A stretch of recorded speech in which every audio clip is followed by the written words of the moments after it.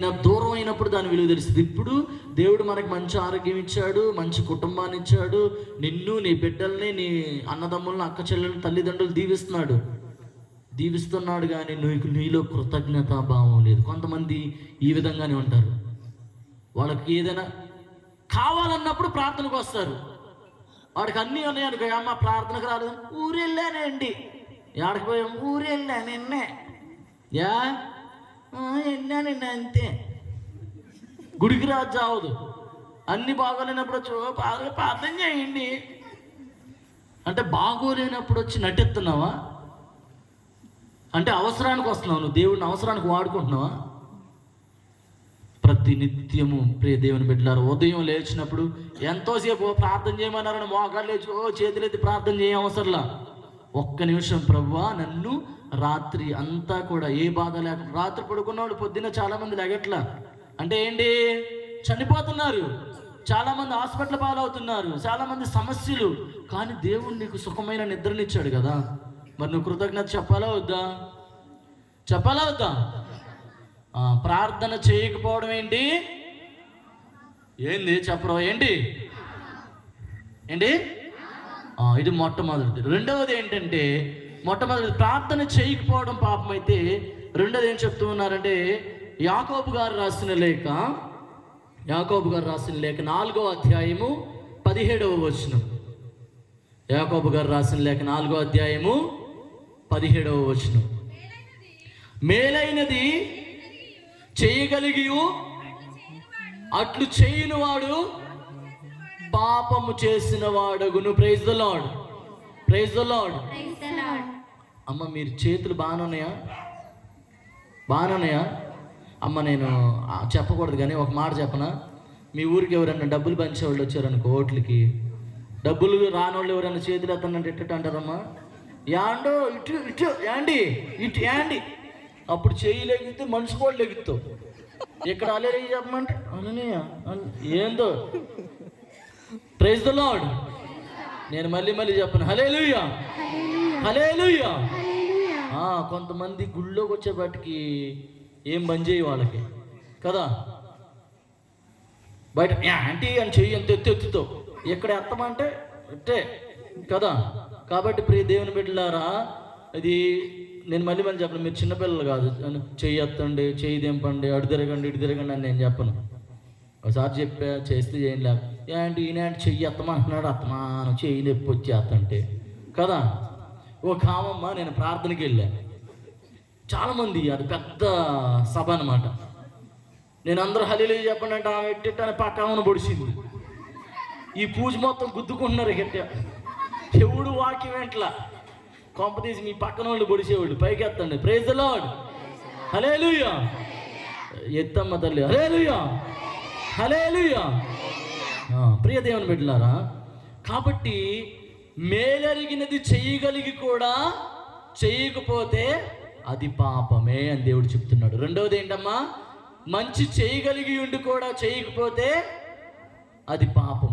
మొట్టమొదటిది ఏంటి? శృతిలో కలుపుతున్నారు, ఆల్రెడీ మర్చిపోయారు. ప్రార్థన చేయకపోవడమే పాపం. రెండవది ఏంటి?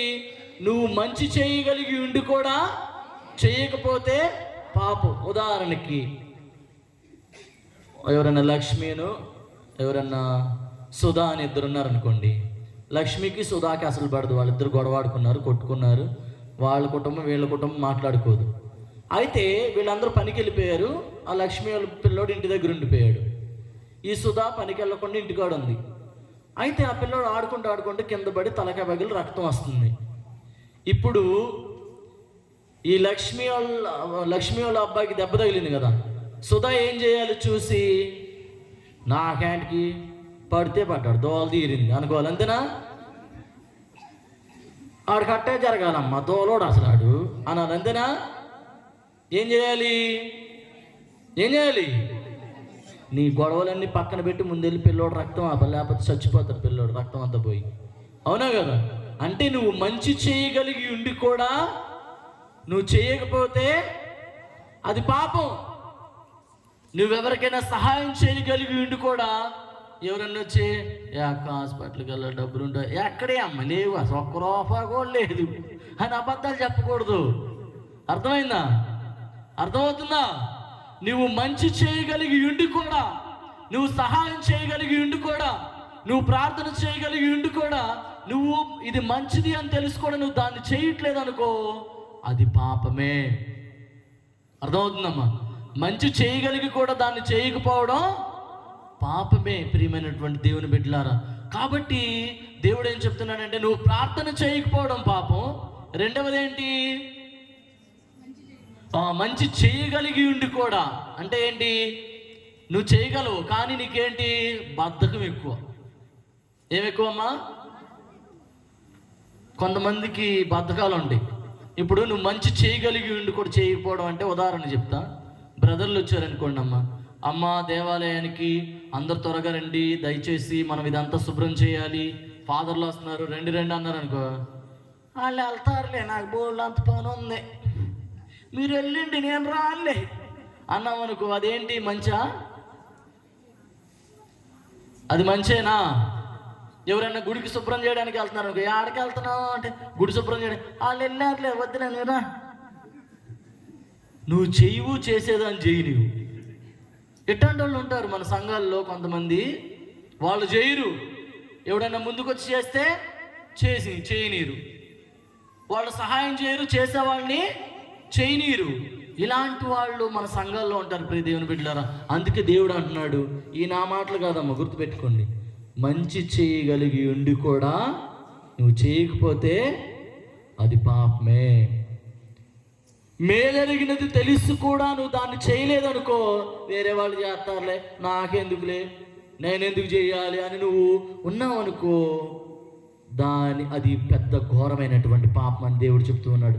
మూడవది ఏంటంటే ప్రియ దేవుని బిడ్డలారా, హెబ్రీయులకు రాయబడిన లేఖ 8వ అధ్యాయం 3వ అధ్యాయం 8వ వచనం. హెబ్రీయులకు రాయబడిన లేఖ 3వ అధ్యాయము 8వ వచనం. దేవునిపై తిరుగుబాటు చేస్తూ ఎడారి యందు ఆయనను పరీక్షించిన నాటి వలె మీ హృదయమును కఠినపరుచుకుంటే పాపము. Praise the Lord. Hallelujah, hallelujah, hallelujah. ఈయనేంటి అతను నన్ను అడుగుతాడేమనుకుంటున్నావమ్మా? మొట్టమొదటిది ఏంటి? ఓరు నాయన అడక్కడక్క నన్ను. Very good. ప్రార్థన చేయకపోవడం పాపం. రెండోది ఏంటమ్మా? అమ్మ నన్ను అడిగాడేంటి.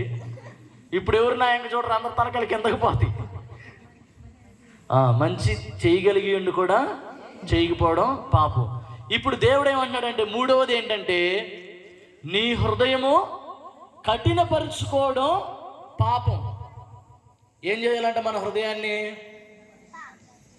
ఏం చేయాలి? కఠినపరుచుకోవాలా? మనలో కొంతమంది ఉంటారమ్మా, ఎంత కఠినాత్ములు అంటే, సొంత తల్లి వచ్చి ముద్దన్నం పెట్టండి రా అన్నారనుకో, ఇంట్లో అన్నీ ఉంటాయి, అన్నం ఉంటుంది, కూర ఉంటుంది, మొత్తం ఉంటాయి, ఏమీ లేదు, అన్నం లేదు, తినేశారు, పిల్లలు తినేశారు అంటారా అనరా? అమ్మా ఎంత నిజాయితీ ఉన్నావేంటి అమ్మా? Praise the Lord, praise the Lord, praise the lord.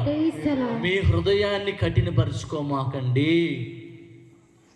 ఎవడన్నా ఉదాహరణకి చెప్తున్నానమ్మా, మీరు ఫీల్ అవ్వమాకండి.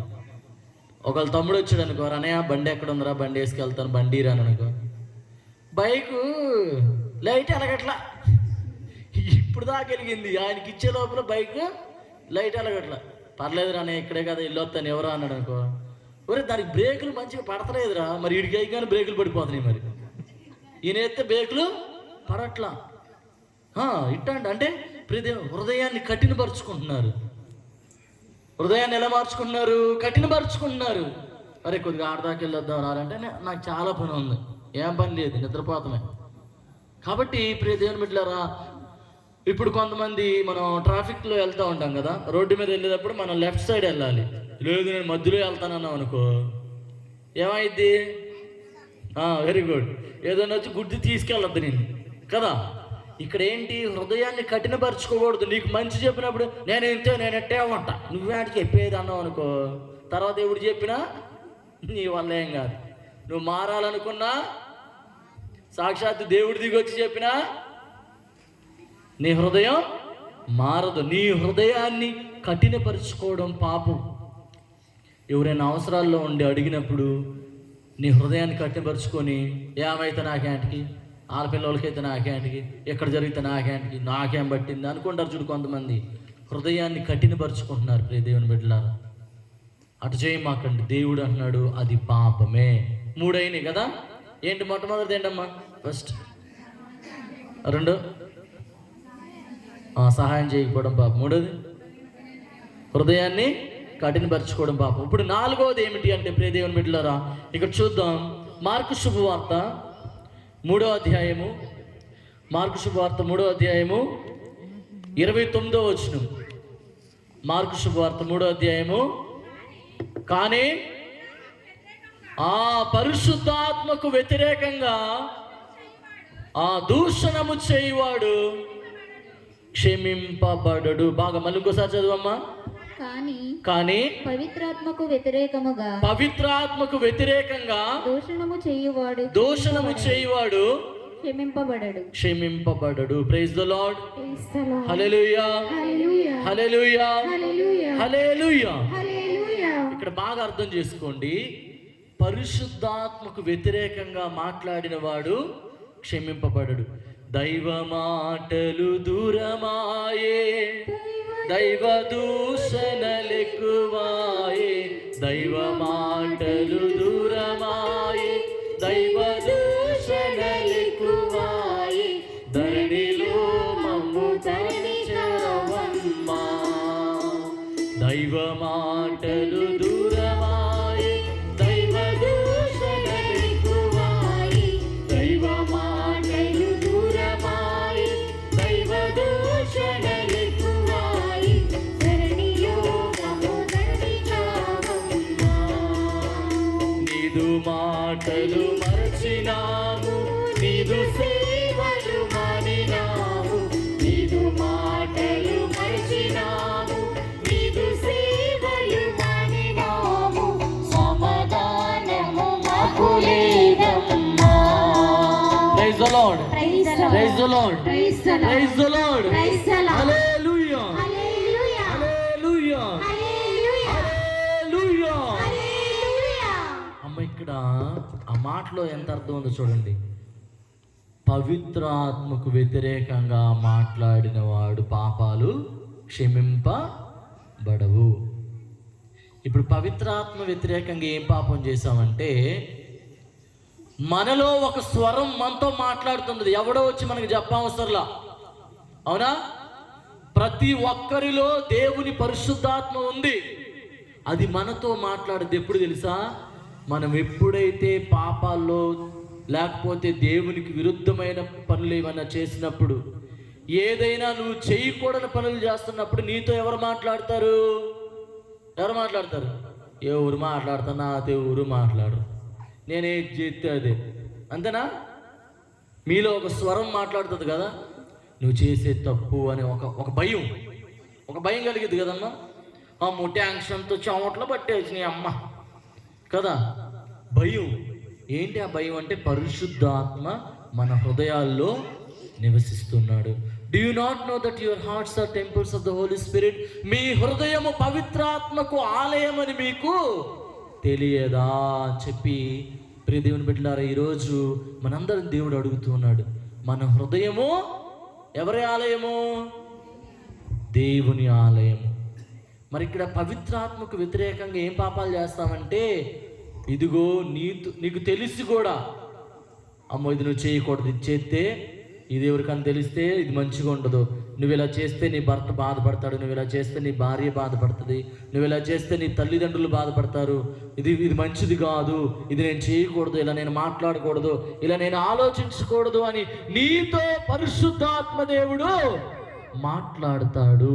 కానీ మనలో చాలామంది ఏం చేస్తామండి? పరిశుద్ధాత్మ దేవుని మాట వినం. ఒక్కసారేగా ఏమైద్ది, ఎవడు చూడట్లేదు కదా, అందరు చేస్తున్నారు కదా, నేను చేస్తే ఏమైద్ది, అందరూ మాట్లాడుతున్నారు కదా, నేను మాట్లాడితే ఏమైంది, అందరూ అంటున్నారు కదా, నేనంటే ఏమైద్ది అని అన్నావు అనుకో, తర్వాత ఏమైద్దో దేవుడు చూపిస్తాడు.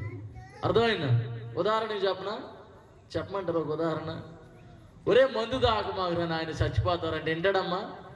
నువ్వే నాకు చెప్పతాకి, నా డబ్బులు నా ఇష్టం, నేను ఎంతైనా తాగుతానండి అంటాడు. తాగి తాగి తాగి చివరికి ఏ లివరో కిడ్నీయో పాడైపోయింది అనుకో, ఏం చేస్తాడు? ప్రార్థన చేయండి ఫాదర్ గారు, నీకు చెప్పినప్పుడు విన్నావా?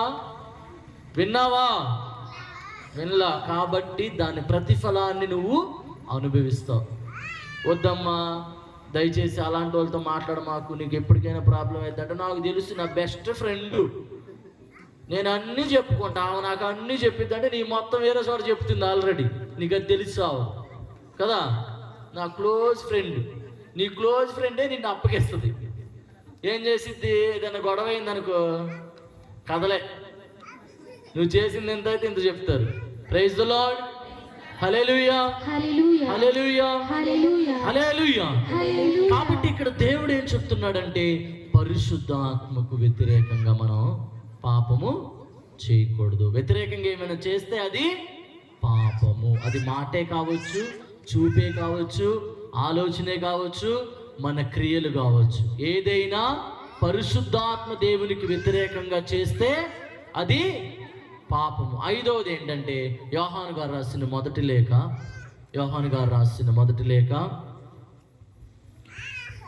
3వ అధ్యాయం 4వ వచనం. పాపం చేయు వ్యక్తి దేవుని చట్టమును అతిక్రమించిన దోషి. Praise the Lord, praise the Lord, praise the Lord, praise the Lord. చేతులాతండి, praise the Lord, praise the Lord, praise the Lord, praise the Lord. అమ్మ మైక్ లో చెప్పమాకండి తల్లి. Praise the Lord, hallelujah, hallelujah. అమ్మ నేను ఇంకోసారి మీరు హల్లెలూయా చెప్పొద్దు, మైక్ ఇసురుతా చెప్తుంది. ఎవరికి తగిలిద్దు నాకు సంబంధం లేదు. ఇక్కడ లేని వాళ్ళందరూ ప్రైజ్ ది లార్డ్. ఒరే ఏంట్రా? ప్రైజ్ ది లార్డ్, హల్లెలూయా, హల్లెలూయా. ఆజ్ఞను అతిక్రమించడమే పాపము. దీనికి ఒక ఉదాహరణ చెప్తారు ఎవరన్నా? ఆజ్ఞను అతిక్రమించడమే పాపం. ఎవరు అతిక్రమించారు ఆజ్ఞను? Very good. ఇప్పుడు నేను 5 చెప్పాను కదా, 5 గుర్తున్నాయా మీకు? మొట్టమొదటి ఏంటి? నాకేం గుర్తులేదు అన్నారు అనుకో, మీకు చెప్తా మీ పని. మొట్టమొదటి ఏంటి? ప్రార్థన చేయకపోవడం పాపం. రెండవది ఏంటి? సహాయం చేయకపోవడం పాపం. మూడవది ఏంటి? నీ హృదయాన్ని రాయిలాగా కఠినపరుచుకోవడం పాపం. నాలుగవది ఏంటి? పరిశుద్ధాత్మకు వ్యతిరేకంగా ఏదైనా మాట్లాడినా, ఏదైనా ఆలోచించినా, ఏదైనా చేసినా అదేంటి? పాపం. 5వది ఏంటి? ఆజ్ఞను అతిక్రమించడం పాపం. ఈ 5 గుర్తుంటాయమ్మా అందరికీ? ఈ 5 గుర్తు లేకపోయినా 3-4 అన్నా గుర్తుపెట్టుకోవాలి, సరేనా? ఈ 5వది చాలా ముఖ్యమైనది. ఆజ్ఞను అతిక్రమించడం పాపం. ఈ అవ్వ ఆదాము, ప్రియదేవ్ అమ్మ, ఈ పిల్లోడు ఎవరు పిల్లోడు? కూర్చోబెట్టుకోండి అమ్మ, మీ దగ్గర కూర్చోబెట్టుకోండి. ఎవరు పిల్లోడు ఈయన? నవ్వకంట. ఎవరు పిల్లోడు ఈయన? మీ దగ్గర తీసుకెళ్ళండి అమ్మ, ఎందుకంటే డిస్టర్బ్ అవుతుంది కదా. ఏమనుకో మాకండి అమ్మ, సరేనా? తీసుకెళ్ళండి, ఎందుకంటే డిస్టర్బ్ అయిపోతుంది కదమ్మా, దయచేసి అర్థం చేసుకోండి. Praise the Lord, praise the Lord, hallelujah, hallelujah. ఇక్కడ మనం గమనించాలి, ఆజ్ఞను అతిక్రమించడమే పాపం. అంటే మాట వినకపోవడం ఏంటి? ఇప్పుడు మీ అమ్మ చెప్పిద్ది, ఒరే నాన్న అటు వెళ్ళమాకరా, దాన్ని పట్టుకో, మాకు కాలద్దు అన్నారు అనుకో, ఆగుతారమ్మ పిల్లలు? ఆగుతారా? నేను పట్టుకుంటా, ఏమైద్దో చూస్తానని ఒకసారి పట్టుకున్నాడు అనుకో, కాలిన తర్వాత మళ్ళీ వెళ్ళి పట్టుకుంటాడా? ఎందుకు? నొప్పి తెలిసింది కాబట్టి. ఇప్పుడు మాట వినకపోవడం పాపం అని దేవుడు ఎందుకు చెప్తున్నాడంటే, ఈ ఆదిలో దేవుడు అవ్వ ఆదామును సృజించినప్పుడు ఇదిగో అవ్వ ఆదాముతో చెప్పాడు, మీరు ఈ తోటలో ఏ చెట్టు పండ్లైనా మీరు తినవచ్చు, కానీ ఆ తోట నడుమున ఉన్నటువంటి ఆ చెట్టు పండ్లు మాత్రం మీరు తినవద్దు. ఇక్కడ దేవుడు చెప్పినప్పుడు సాతానుడు మనం ఎక్కడ దొరుకుతామో తెలుసు ఆయనకి. మన బలహీనత ఏంటో సాతానికి తెలుసా తెలీదా? మనం ఎక్కడైతే బలహీనంగా ఉన్నా ఆడబడిపోతాం. నువ్వెంత గట్టిగా నిలబడు, నిన్ను ఆ బలహీనతలు లాగాలంటే నీ బలహీనత ఏంటో తెలుసుకుంటారు కొంతమంది, అవునా? అయితే ఇక్కడ ఆ సాతాను వచ్చి అడుగుతుంది, అవ్వా, ఆదాము, మీకు దేవుడు ఏమైనా తినొద్దని చెప్పాడా అన్నప్పుడు ఏమంటున్నారు వీళ్ళు? ఏ చెట్టు పండ్లైనా తినమన్నాడు కానీ ఆ చెట్టు పండ్లు మాత్రము తినొద్దని చెప్పాడు. ఎందుకు తినొద్దన్నాడు అంటే, తింటే మేము చనిపోతామంట అని చెప్పినప్పుడు సాతాను ఒక దుర్బుద్ధిని పెడుతుంది. ఏంటి? మీరేం సావరు, మీరు ఎలా అవుతారు? దేవుని వెల అవుతారని చెప్పగానే వాళ్ళు అత్యాశ పడ్డారు. దురాశ దుఃఖమునకు చేటు. తెలుసు మనకి కదా, నాది గాంధీ నాకు వద్దు, అవునా కదా? మనం ఈ లోకంలో పాపాలు ఎందుకు జరుగుతున్నాయి, గొడవలు ఎందుకు జరుగుతున్నాయి, కొట్లాట్లు ఎందుకు జరుగుతున్నాయి అంటే దురాశ. వాడుకున్న దాంతో సంతోషపడేవాళ్ళు లేరు. ఇంకా సంపాదించాలి, ఆళ్ళలా కావాలి, ఈళ్ళలా కావాలి, అలా సంపాదించాలి, ఇలా సంపాదించాలి, ఈ విధంగా ఉండాలి, ఆ విధంగా ఉండాలి అని దురాశ పడిపోయి బలహీనతలో పడిపోయి పాపం చేస్తూ ఉన్నారు. అయితే నేను మీ అందరూ ఒక ప్రశ్న అడుగుతానమ్మా. మన దేవుడు నిజంగా కరుణామయుడేనా? దయామయుడేనా? సులభంగా కోపపడేవాడు కాదు కదా. మరి అయితే మన దేవుడు అవ్వ ఆదామును ఎందుకు ఏదైనా తోటలో నుండి బయటకు పంపించాడు? ఎందుకు గెంటి వేశాడు? ఆజ్ఞను అతిక్రమించారు కాబట్టి పంపించేశారు, అంతేనా? ఇంకా అమ్మా అర్థం కాలమ్మా, మాట ఏం లేదని పంపించేశాడా? పండు తిన్నారని పంపించి, వెరీ గుడ్ తల్లి. ఆ పండు తిన్నారని పంపించేశాడు, అంతేనా? ఇప్పుడు నా ప్రశ్న ఏంటంటే, మీ పిల్లలు మీరు చేయొద్దన్న పని చేశారనుకోండి, పంపించేస్తారు ఇంట్లో నుండి మీరు? అదేంటంటే మీరు దేవుడి కన్నా గొప్పవాళ్ళ? నా ప్రశ్న మీకు అర్థమైందా? అర్థమవుతుందా? నిజంగా మన దేవుడు కరుణామయుడు, దయామయుడు, సులభంగా కోపపడేవాడు కాదు, ప్రేమానిధి అని మనం చెప్తాం కదా. ఎవరైనా మన క్రిస్టియానిటీ గురించి తెలియని వాళ్ళు, మరి దేవుడు ఎందుకు అవ్వాదామును ఏదైనా తోటలో నుండి గెంటేశాడని అడిగితే మీ సమాధానము ఏమిటి? తినొద్దన్న పండు తిన్నారు అందుకే పంపించేశాడు. దేవుని ఆజ్ఞ అతిక్రమించారు అందుకే పంపించేశారు. ఇదేనా? ఇది కాదు. ఎవరమ్మా చెప్పండమ్మా. Very good. Praise the Lord. వాళ్ళు తమ పాపాలను ఒప్పుకోలేదు. ఆదాము నువ్వు ఎక్కడున్నావంటే, అయ్యా మేము ఇదిగో నీ అడుగుల శబ్దాన్ని విన్నాము, మేము దాక్కున్నామయ్యా. ఎందుకు దాక్కున్నారు అంటే, మేము దిగంబరులుగా ఉన్నాము అని చెప్తున్నాడు. మరి ఎందుకు మీరు దిగంబరులుగా ఉన్నారని మీకు ఎవరు చెప్పారు అంటే, నేను తినొద్దన్న పండు మీరు తిన్నారా అన్నప్పుడు ఏమనాలి? ఆయన ప్రభు నేను తిన్నాను ప్రభు క్షమించండి, తప్పైపోయిందని ఒప్పుకోవాలా లేదా? ఒప్పుకోవాలా. నువ్వు నాకు తోడుకి ఇచ్చిన ఈ స్త్రీ ఇచ్చింది, నేను నిన్న నాకేం సంబంధం లేదు. అమ్మ అవ్వ నువ్వెందుకు ఇలా చేసావు? నాకేం తెలియదయ్యా, సాతాను నన్ను మోసం చేసింది అంటే ఒకళ్ళ మీద ఒకళ్ళు చెప్పుకుంటున్నారు. కానీ దేవుడు అడిగినప్పుడు తప్పైపోయింది ప్రభా ఇంకెప్పుడు ఇలా చేయమని ఒప్పుకున్నారా? ఉదాహరణకమ్మా, నువ్వు కష్టపడి రోజు పనికి వెళ్ళిపోయి ఆ డబ్బులు సంపాదించి మీ ఆయనకి ఇచ్చావు. మీ ఆయనేమో సరేనా నువ్వు చెప్పినట్టే చేస్తాను, ఇది పిల్లల ఫీజు కడతానని చెప్పి పోయి ప్యాకెట్ ఆడుతున్నాడు అనుకో. అది చూసినప్పుడు నీ బాధ ఎలా ఉంటుందమ్మా? నేను రోజంతా కష్టపడి 1-2 నెలలు కష్టపడి వచ్చిన డబ్బుని మా ఆయన ఇలా చేసేసాడని కోపం, ఆవేదన, తిడతాం, లేకపోతే పెద్ద గొడవలు జరుగుతాయి. అప్పుడు ఆయన మోకాళ్ళ మీద పడిపోయి తప్పైపోయింది నన్ను క్షమించంటే క్షమిస్తారా క్షమించరా? ఖచ్చితంగా క్షమిస్తారు. క్షమిస్తారా క్షమించరా? ఖచ్చితంగా. ఎందుకు? తమ తప్పును ఒప్పుకున్నప్పుడు క్షమాపణ ఉంటుంది, తమ తప్పును ఒప్పుకోనప్పుడు భయం ఉంటుంది. తప్పు చేసిన వాళ్ళని ఎప్పుడైనా చూసారు మీరు? మేమే చాలాసార్లు చేసాం. చూసావా అంటే ఇంకేమేమేం చెప్పేది కదా. ఏదైనా తప్పు చేసినప్పుడు గుండె దడదడలు ఆడుతుంది కదా, చెవట్లు పడతాయి, కొంతమంది కళ్ళు మెటకరుతుంటారు, కొంతమంది గుట్టకలు మింగుతూ ఉంటారు, కొంతమంది. మీ ఆయన ఉదాహరణకి వెళ్ళమాక, వాళ్ళతో పాటు నువ్వు వెళ్ళమాకు, వాళ్ళు వెళ్ళి లేటుకు వస్తారు, పిల్లోడి ఇంటికాడ జ్వరం తగిలింది నువ్వు వెళ్ళమాకంటే పక్కా వచ్చే దా ఫంక్షన్ 7ంటికి 4ంటికల్లా అయిపోతుంది, మీ ఆయన 7ంటికి వస్తాడు, దా వెళ్దాం దాన్ని తీసుకెళ్ళింది అనుకో. వాళ్ళ ఆయన ఏం చెప్పాడు, వెళ్ళమాకే పిల్లోడికి బాగోలేదు ఇంటికాడుండు అన్నాడు. కానీ ఏమేం చేసింది, బయలుదేరి తీరా వచ్చేటప్పుడు ఆటో పంచర్ అయింది. గుండెల్లో ఏం పరిగెత్తుది అమ్మా, రైలు. ఓరి నాయన, తొందరగా ఏం నాయన లేట్ అయిపోతుంది, ఇంటికి వెళ్ళేపాటికి నేను ఇంటికి వెళ్ళకపోతే ఏం చేస్తాడు, దరువు కదా. అంటే ఒక రకమైన భయం ఉంటుంది, మనం తప్పు చేసేటప్పుడు మనలో ఒక రకమైన భయం ఉంటుంది. కానీ తప్పు నిప్పుకున్నప్పుడు ఆ భయం ఉంటుందా, ఉండదు. కాబట్టి ప్రియ దేవుని బిడ్డలారా, మరి ఇప్పటి వరకు మనం 5 విషయాలు నేర్చుకున్నాం కదా. మొట్టమొదటిది ఏంటి, ప్రార్థన చేయకపోవడం పాపం. రెండవది ఏంటి, ఇతరులకు సహాయం చేయకపోవడం పాపం. మూడవది ఏంటి, ఇక్కడ లేని వాళ్ళందరూ ప్రైజ్ ది లార్డ్, ఒరే ఇక్కడ లేని వాళ్ళన్నా. మూడవది ఏంటమ్మా, నీ హృదయాన్ని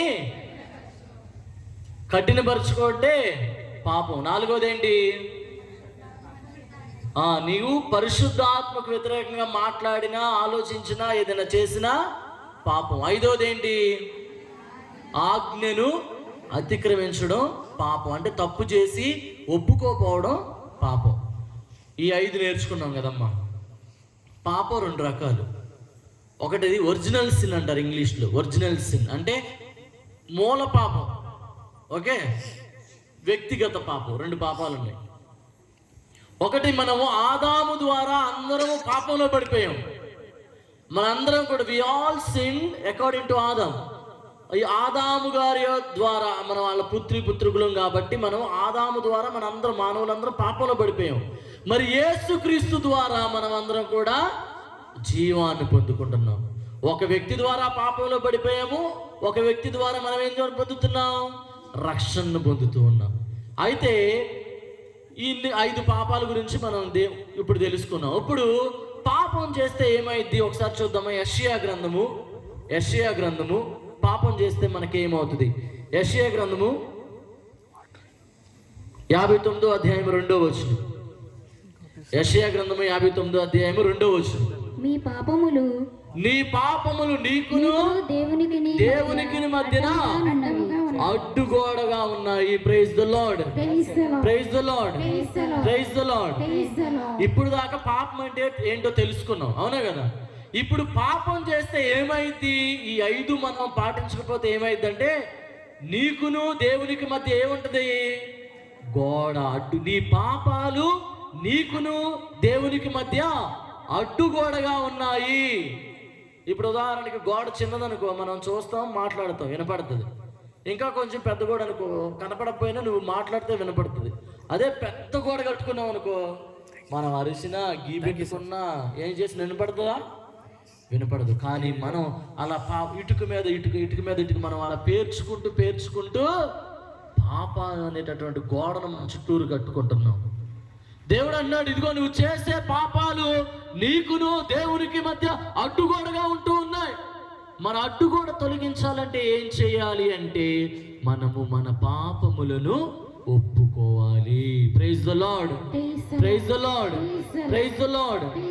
ఇదిగో నాకును దేవునికి మధ్య ఉన్నటువంటి అడ్డుగోడ ఎలా పోతుంది అంటే, ప్రార్థన చేసి నేను పశ్చాత్తాపపడి హృదయ పరివర్తనము చెంది ఎప్పుడైతే పాప సంకీర్తన చేస్తానో అప్పుడు ఆ గోడ ఏమవుతుందంటమ్మా, ఆ గోడ పగలగొట్టబడుతుంది. దేని ద్వారా, పాప సంకీర్తన ద్వారా. అందుకే దేవుడు అంటూ ఉన్నాడు తన శిష్యులతో, మీరు ఎవరి పాపాలు క్షమిస్తారో వారి పాపాలు క్షమింపబడును, మీరు ఎవరి పాపాలు క్షమింపరో అవి క్షమింపబడవు. గుర్తుపెట్టుకోండి అమ్మా, గురువులకు దేవుడిచ్చినటువంటి అభిషేకం అలాంటిది. మనలో కొంతమంది ఉంటారు, ఆ పాత్ర గురించి నాకంటే తెలియదు, ఆయన మామూలుడు కాదు, ఏమేదో పెద్ద మామూలు అయినట్టు కదా, అవునా కదా. గుర్తుపెట్టుకోండి, గురువులకు వ్యతిరేకంగా మాట్లాడారనుకో, మళ్ళీ చెప్తున్నాను. ఒకరోజు వట్లూరు తెలుసుగా మీ అందరికీ, తెలుసా? ఒక ఫాదరు పూజలకు వెళ్ళి వస్తున్నాడు. 4 పూజలు అయిపోయినాయి. అందరూ ఏమిస్తారు పూజలో, సందాలు వేస్తారు కదా. ఈ సందా డబ్బులన్నీ వాళ్ళు ఏం చేస్తారంటే ఒక కవర్లో వేసి కడతారంట. ప్రతి ఊరోళ్ళు కవర్లో కట్టేసి ఫాదర్ బ్యాగ్లో పెట్టేస్తారు. అలా 5 పూజలు అంటే అట్లీస్ట్ ఒక్కొక్క ఊర్లో 1000 రూపాయలు వచ్చినా 5000 వచ్చినట్టే కదా. ఫాదర్ బండి మీద వెళ్తుంటే ఒకడు అన్నాడంటే, ఒరే ఈ ఫాదర్ చాలా మంచోడురా, ఈయన మోసం చేయడం చాలా ఈజీ, ఒరి నువ్వు ఇక్కడ పడుకోరని ఆయన రోడ్డు మీద పడుకోబెట్టి ఒక కండవా కప్పాడంట. కండవా కప్పి ఒక 3-4 కూర్చొని, అమ్మో నాయన చచ్చిపోయాడు బాబో చచ్చిపోయాడని, ఫాదర్ గారండి బండి ఆపండి అంటే ఫాదర్ బండి ఆపాడు. ఏమైందంటే, చచ్చిపోయాడండి ఫాదర్ గారండి, వీడిని దహనం చేయడానికి కూడా మా దగ్గర డబ్బులు లేవు ఫాదర్ గారు అన్నాడు. ఫాదర్ గారు జాలితో, ఇవి నా డబ్బులు కాదు, గుర్తుపెట్టుకోండి ఆయన మాట, ఇవి నా డబ్బులు కాదు, దేవుని ప్రజలు దేవునికి ఇచ్చిన అర్పణలు, ఇవి తీసుకొని మీరు దహన క్రియలు చేయండి అని చెప్పి పితా పుత్ర పవిత్రాత్మ నామమున ఈ ఆత్మను నీ రాజ్యములో చేర్చుకో ప్రభు అని బండి వేసుకుని వెళ్ళిపోయాడు. ఒరే ఫాదర్ వెళ్ళేవాళ్ళు ఎగరా అంటే ఇంకేళ్ళు అవుతున్నాడు, ఆత్మ పోయింది.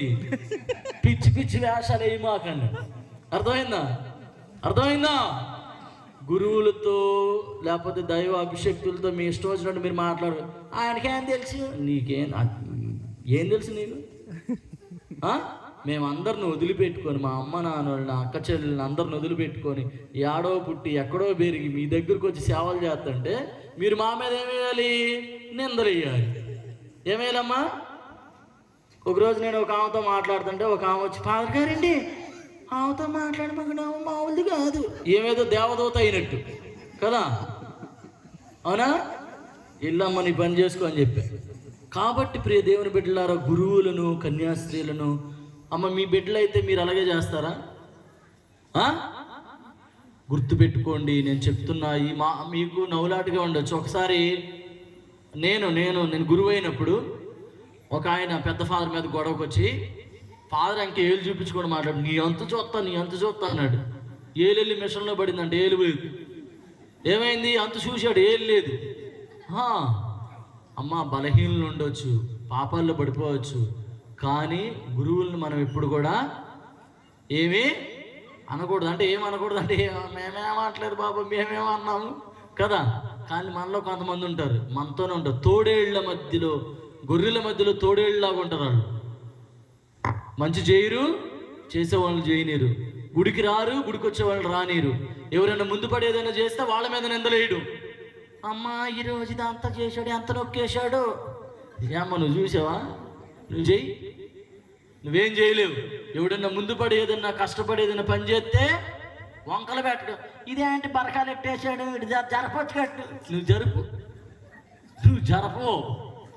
నువ్వు చేయవు, చేసేవాడిని చేయి నీవు కదమ్మా. ఇట్లాంటి వాళ్ళు మన సంఘాల్లో ఉంటారు. కాబట్టి దేవుడు ఏమన్నాడంటే, మీరు మీ పాపాన్ని మీ చుట్టూరు ఏం చేస్తున్నారు?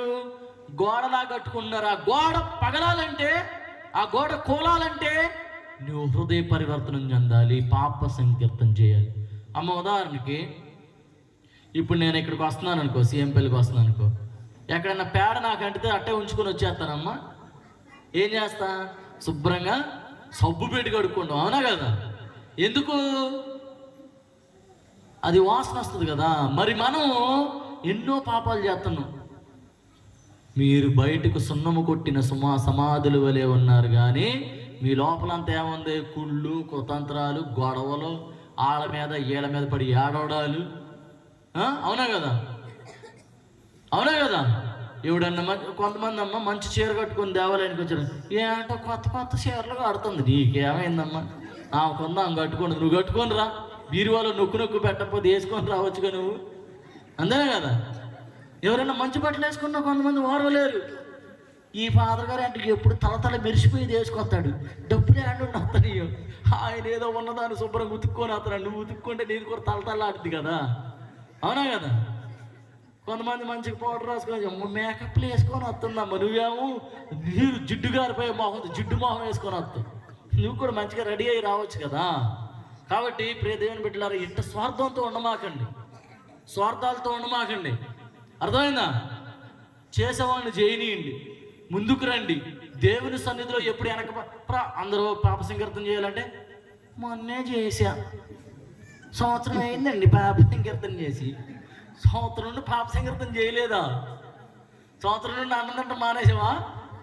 అమ్మా, మన బాహ్యపరమైనటువంటివి ఎలా మనం శుభ్రంగా, నువ్వు 4 రోజులు స్నానం చేయకపోతే ఎట్లంటావమ్మా? నా ఆయన ఇక మన దగ్గర ఎవడు నిలబడలేడు కూడా. మరి ఆత్మీయంగా మనం శుభ్రపరచుకోవాలి కదా. దేవుడు మనకు వరాలను ఇచ్చాడు, గురువుల్ని ఇచ్చాడు.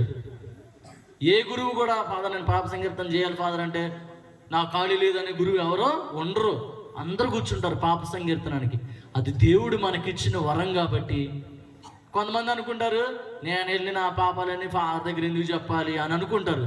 గుర్తుపెట్టుకోండి, దేవుడు అంటున్నాడు మీరు ఎవరి పాపాలు అయితే క్షమిస్తారో వారి పాపాలు క్షమింపబడును, మీరు ఎవరి పాపాలు క్షమింపరో వారి పాపాలు క్షమింపబడు.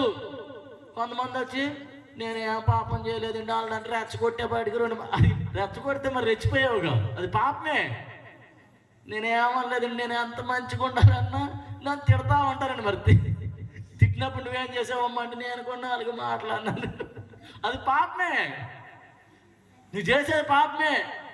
కొంతమంది వచ్చి పాప సంకీర్తన మాకులు నేనేం తప్పు చేయలేదండి. మరి ఇంకెందుకు వచ్చావు పాప సంకీర్తనానికి?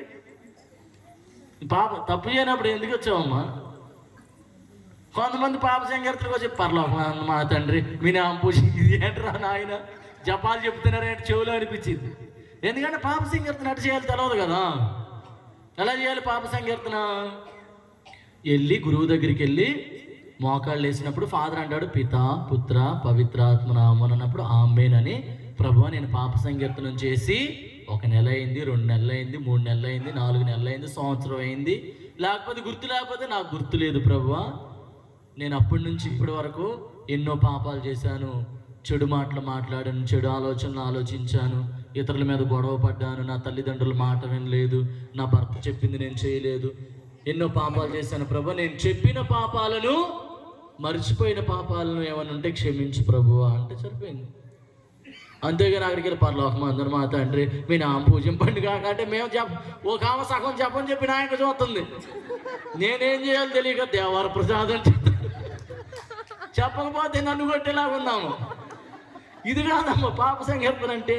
ఇదే మీరు వచ్చి చెప్పాలి చెప్తా కాదు, ఇది కాదు సరేనా. మన పాపాలను ఏం చేయాలి? ఒప్పుకోవాలి. ఆ పాపాలు ఎక్కడ క్షమింపబడతాయి? మన పాపాలు ఎలా ఉన్నాయంట? నీకును దేవునికి మధ్య ఎలా ఉన్నాయి? అడ్డుగోడగా ఉన్నాయి. మరి ఆ గోడ మనం కూల్చివేయాలంటే ఏం చేయాలి? పాప సంకీర్తన చేయాలి. రెండవదిగా ఏం చేస్తున్నారంటే పాపము వలన వచ్చేది ఏమిటి అంటే రోమీలకు రాయబడిన లేఖ 6వ అధ్యాయం 23వ వచనం. రోమీలకు రాయబడిన లేఖ 6వ అధ్యాయం 23వ వచనం. ఏలయనా పాపము యొక్క వేతనము మరణము. కానీ చాలమ్మా నేను మళ్ళీ చదవమంటున్నా. ఇక్కడ అందరు చెప్పండి అమ్మా, పాపము యొక్క జీతం ఏంటి? అందరూ చెప్పాలి. పాపము యొక్క జీతం. మనందరం కూడా పనులు చేస్తాం, పనులకి వెళ్తాం కదా. మనకు వాళ్ళు ఏమిస్తారు? యజమానులు కూలి ఇస్తారు, అవునా? కూలి పనికి వెళ్తారమ్మా మన వాళ్ళు. మాకేం కూలి, నా బోర్డు అంతా వస్తుంది, నేను కాలు కూడా బయట పెట్టను కదా. పెట్టని వాళ్ళ గురించి కాదమ్మా, పాప కష్టపడే వాళ్ళ గురించి చెప్తున్నా కదా. కొంతమంది అమ్మ పనికి వస్తా ఉంటే నాకేమ్మా పనికి రావడానికి బోర్డు అంత డబ్బు ఉన్నాయి కదా. ఇప్పుడు కష్టపడే వాళ్ళు ఫలితాన్ని ఆశిస్తారు కదా, అవునా కదా. ఒక ఊర్లో ఒక ఫాదర్ గారండి, మా ఆవిడ పనికి వెళ్తే నాకు ఇష్టం ఉండట్లేదండి అన్నాడు. ఏమైంది? అందుకు పనికి వెళ్తే మంచిదే కదంటే మొన్న పనికి వెళ్ళిందండి, 150 రూపాయలు తెచ్చింది, 500 రూపాయలకు హాస్పిటల్కి అయినాయి అన్నాడు. అంటే ఏంటి? దురాశ పడకూడదు. ఇప్పుడు పొద్దున్న నుండి సాయంత్రం మధ్యాహ్నం దాకా పని చేస్తే 250 300 ఇస్తున్నారు అనుకో, మధ్యాహ్నం కూడా వెళ్తే 500 ఇస్తానన్నాడు అనుకో, నీకు ఆరోగ్యం బాగాలేదు, నువ్వేం చేయాలి? ఆ 300 సరిపెట్టుకుని మొత్తం దీని ఇంట్లో చక్కగా ప్రశాంతంగా ఎండలు మామూలుగా లేవు కాబట్టి పడుకోవాలి. ఏమైతే నేను కూడా వస్తాను నేను వెళ్ళామనుకో, ఈ 500కు ఇంకో 500 వేసుకొని హాస్పిటల్కి వెళ్తామే కదా. Praise the Lord, praise the Lord. ఇక్కడ పాపము యొక్క వేతనము మరణము. నేను ఒక ఊరు వెళ్ళానమ్మా, ఫాదర్ నాతో ఏం చెప్పారంటే, ఫాదర్ గారండి మీరు వెళ్ళంగానే గుడి తలుపులు తీసుంటే జనం అందరూ గుళ్ళో కూర్చొని పాటలు పాడుతుంటారు, మీరు వెళ్ళి పితాపత్ర వేసేయడమే అన్నాడు. ఊరు నాయన ఫాదర్ గారు ఇట్లా చెప్పారంటే నిజమేననుకోని నేను స్పీడ్కి వెళ్ళిపోయా, మళ్ళీ లేట్ అవుతుందని. తీరా నేను వెళ్ళే పడికి తలుపులు తీయలే. ఇదేంటబ్బా ఫాదర్ గారు చెప్పింది, ఇదేంది ఇది విచిత్రంగా ఉందనుకొని నేను ఆ నుంచోనున్నా. ఒక పిల్లోడు వచ్చాడు, ఫాదరేనా అన్నాడు. అవునురా అన్నాడు. తాళం తీసుకురావాలా అన్నాడు. అవునురా అంటే తీసుకొస్తాను ఇక్కడే ఉన్నాడు. సర్లేరా అని ఆగే. వాడు వెళ్ళి తాళం తీసుకొని వచ్చాడు. నేనన్నా ఇదేంట్రా తాళం తీయలేదు ఏం చేయలేదు ఏంటంటే కరెంట్ లేకపోతే మా వాళ్ళు రారు అన్నాడు. ఏంటి మైక్ పెడితే వస్తారండి లేకపోతే రారు అన్నాడు. ఒరే మరి మైక్ పెట్టచ్చు కదా అంటే కరెంట్ లేదండి అందుకే రారు, మైక్ వినపడితేనే వస్తారు అన్నాడు. ఒరే సర్లే కానీ పెద్దవాళ్ళందరినీ పిలుచుకొని రారా అంటే వాడు ఇంటింటికి తిరిగి ఒక 8 మందిని తీసుకొచ్చాడు. మా బుట్ట పిల్లోడు ఒక 8 మందిని తీసుకొచ్చాడు. వాడు నేను కలిసి గుడి ఊడిసాం. మొత్తం దుమ్మే. జనం వచ్చేదాకా మేము గుడి ఊడిచి కిటికీలు తీసి కూర్చున్నాం. అమ్మ 8 మంది వచ్చారు పూజ స్టార్ట్ చేద్దామని ఇటు తిరిగి అంగి వేసుకొని ఇటు తిరిగేపాటికి 8 మంది లేరు. నేను ఆశ్చర్యపోయి ఇదేందబ్బా నేనేమన్నా కలగన్నానా అని గిల్లుకుంటున్నా. ఇటు తొంగు చూస్తే ఉరుకుతున్నారు బయటికి. ఇదేంద్రా అందరూ బయటికి వెళ్ళిపోతున్నారు నన్ను చూసి అనుకొని నేనే జవాబు చెప్పుకోవడం. ఒక 4 ముసలోళ్ళు వచ్చారు. వాళ్ళకి అమ్మకి జవాబు చెప్తారా అది ఫాదర్ గారు అన్నారు. ఊరు నాయన ఇట్లాంటి ఊరికి పంపించాడు ఏంద్రా ఫాదర్ అనుకొని పితాపుత్ర పవిత్రాత్మనామన ఆమేన్ ప్రభు మీతో ఉందిరుగాక అని నేనే. ఎందుకంటే మా అమ్మడికి ఏమి రావు. చెప్పుకుంటే 8 మంది వచ్చి వెళ్ళిపోయారు కదా. వాళ్ళు ఎందుకు వెళ్ళిపోయారంటే ఒక మేస్త్రి వచ్చి అందంట, ఈ ఫాదర్ ఎవడో కొత్తోడు, మన ఫాదర్ అయితే మనల్ని గుర్తుపెట్టుకుంటాడు, ఈయన ఎవరు గుర్తుపెట్టుకుంటాడు, గంట సేపే పూజ గంట సేపే పని, 500 నీ చేతిలో పెడతారు, ఏం చేస్తావు? మీరేం చేస్తారమ్మా? ఆఫర్ వచ్చింది అనుకో మీకు ఏం చేస్తారు? గంట సేపే పని గంట సేపే ప్రార్థన. దేనికి పోతారు? మామూలు కాదు. ప్రార్థన కలపతి ఈ పాదం తిట్టేలాగున్నాడు. ప్రార్థన అన్నారు. అందరా లేచి పనికి వెళ్ళిపోయారు. పూజ అయిపోయి మేము వెనక్కి తిరిగి వస్తున్నప్పుడు ఆటో తిరగబడిందంట. ఆ పనికి వెళ్ళిన వాళ్ళు అందరు కాళ్ళు చేతులు ఇరిగినాయి. పోయింది ఎంతకి? 500కి.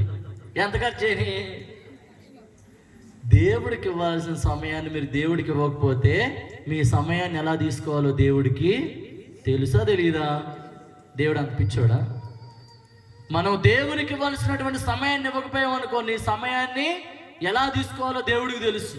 Praise the Lord, praise the Lord, hallelujah, హల్లెలూయా.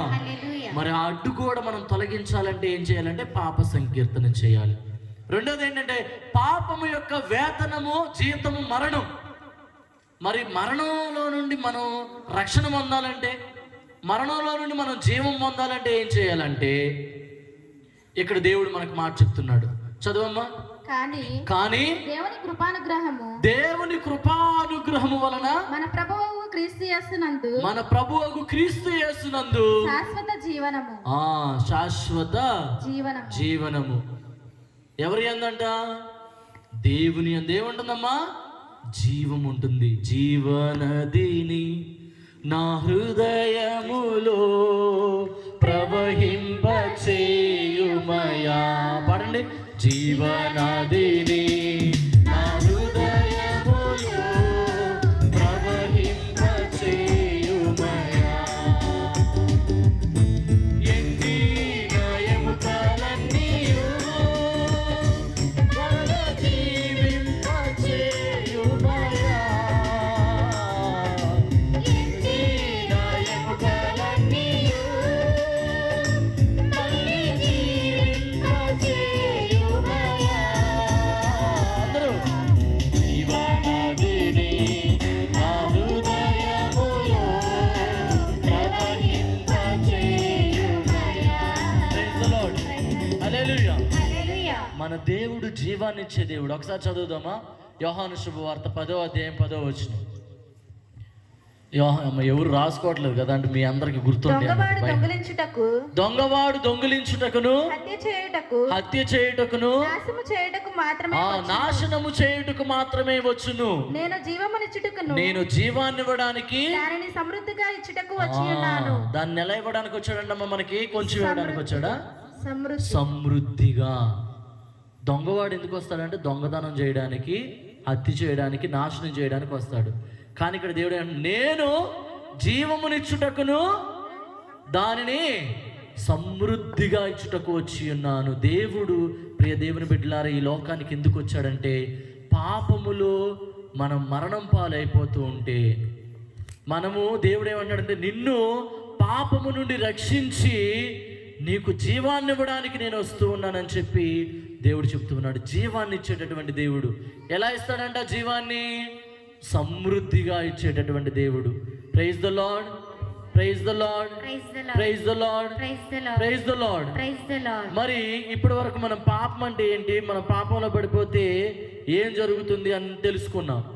ఇప్పుడు దేవుడు ఏం అడుగుతూ ఉన్నాడంటే మనం జీవం పొందాలని కోరుకుంటున్నాం. అవునా? ఎవరైనా చచ్చిపోవాలని కోరుకుంటారమ్మా? కోరుకుంటారా? మరి ఇంతలో చస్తే బాగుండు అంటారు కొంతమంది. చచ్చేటప్పుడు బతికిండు డాక్టర్ గారు. ప్రియ దేవుని బిడ్డలారా, జీవాన్ని ఇవ్వడానికి దేవుడు వచ్చాడు. మరి ఆ జీవాన్ని పొందాలంటే మనం ఏం చేయాలి చెప్పండి? పాపం చేయాలా? ఏం చేయాలి? ఏందమ్మా నిశ్శబ్దంగా ఉన్నారు? ఏం చేయాలి? ప్రార్థన చేయాలి. Praise the Lord, praise the Lord, praise the Lord. ఇప్పుడు ఈ 3 విషయాల గురించి చెప్తాను, సరేనా? అలసిపోయారమ్మా? అలసిపోయారా? నిద్రపోయే వాళ్ళందరూ హల్లెలూయా. ఓరు నాయన, అమ్మ దింపమ్మ, 2 చేతులు ఎత్తిందమ్మ, ప్రశాంతంగా ఉందనుకుంటుంది కదా. Praise the Lord, hallelujah. గట్టిగా హల్లెలూయా, హల్లెలూయా. గట్టిగా చప్పట్లు కొట్టండి. కొంతమంది చేతులు నొప్పి తిట్టా అంటున్నారు. గట్టిగా చప్పట్లు కొట్టాలి, అందరూ కొట్టాలి, చప్పట్లు కొట్టాలి, దెబ్బకి నిద్రపోవాలి, కొట్టాలి. Praise the Lord. అమ్మ ఇప్పుడు 3 విషయాలు చెప్పి నేను ముగిస్తా, సరేనా? మొట్టమొదటిది, మనం జీవం పొందాలి. మనం పాపాత్ములమే, మనందరిలో పాపం. ఇప్పుడు ఎవడన్నా ఇక్కడ పుణ్యాత్ముడు ఉన్నాడంటే ఎవ్వడు లేడు, దేవుడు తప్ప. మనందరం ఏదో ఒక లోపంలో పడిపోతాం. మనందరం పాపాత్ములమే. కాకపోతే పైకి నేనేం తప్పు చేయను అన్నట్టు ఉంటాం, కానీ మనం చేసే తప్పులు మనం చేస్తూనే ఉంటాం. బలహీనతల్లో పడిపోతూనే ఉంటాం. బలహీన సమయంలో నీ బలము ప్రసాదించు దేవుడా అని ప్రార్థన చేయాలి. ఇప్పుడు మనం ప్రతి తపస్కాలంలో 3 విషయాలను ఎక్కువ ధ్యానం చేస్తాం. ఏంటంటే అవి? ప్రార్థన, ఉపవాసము, దాన ధర్మాలు.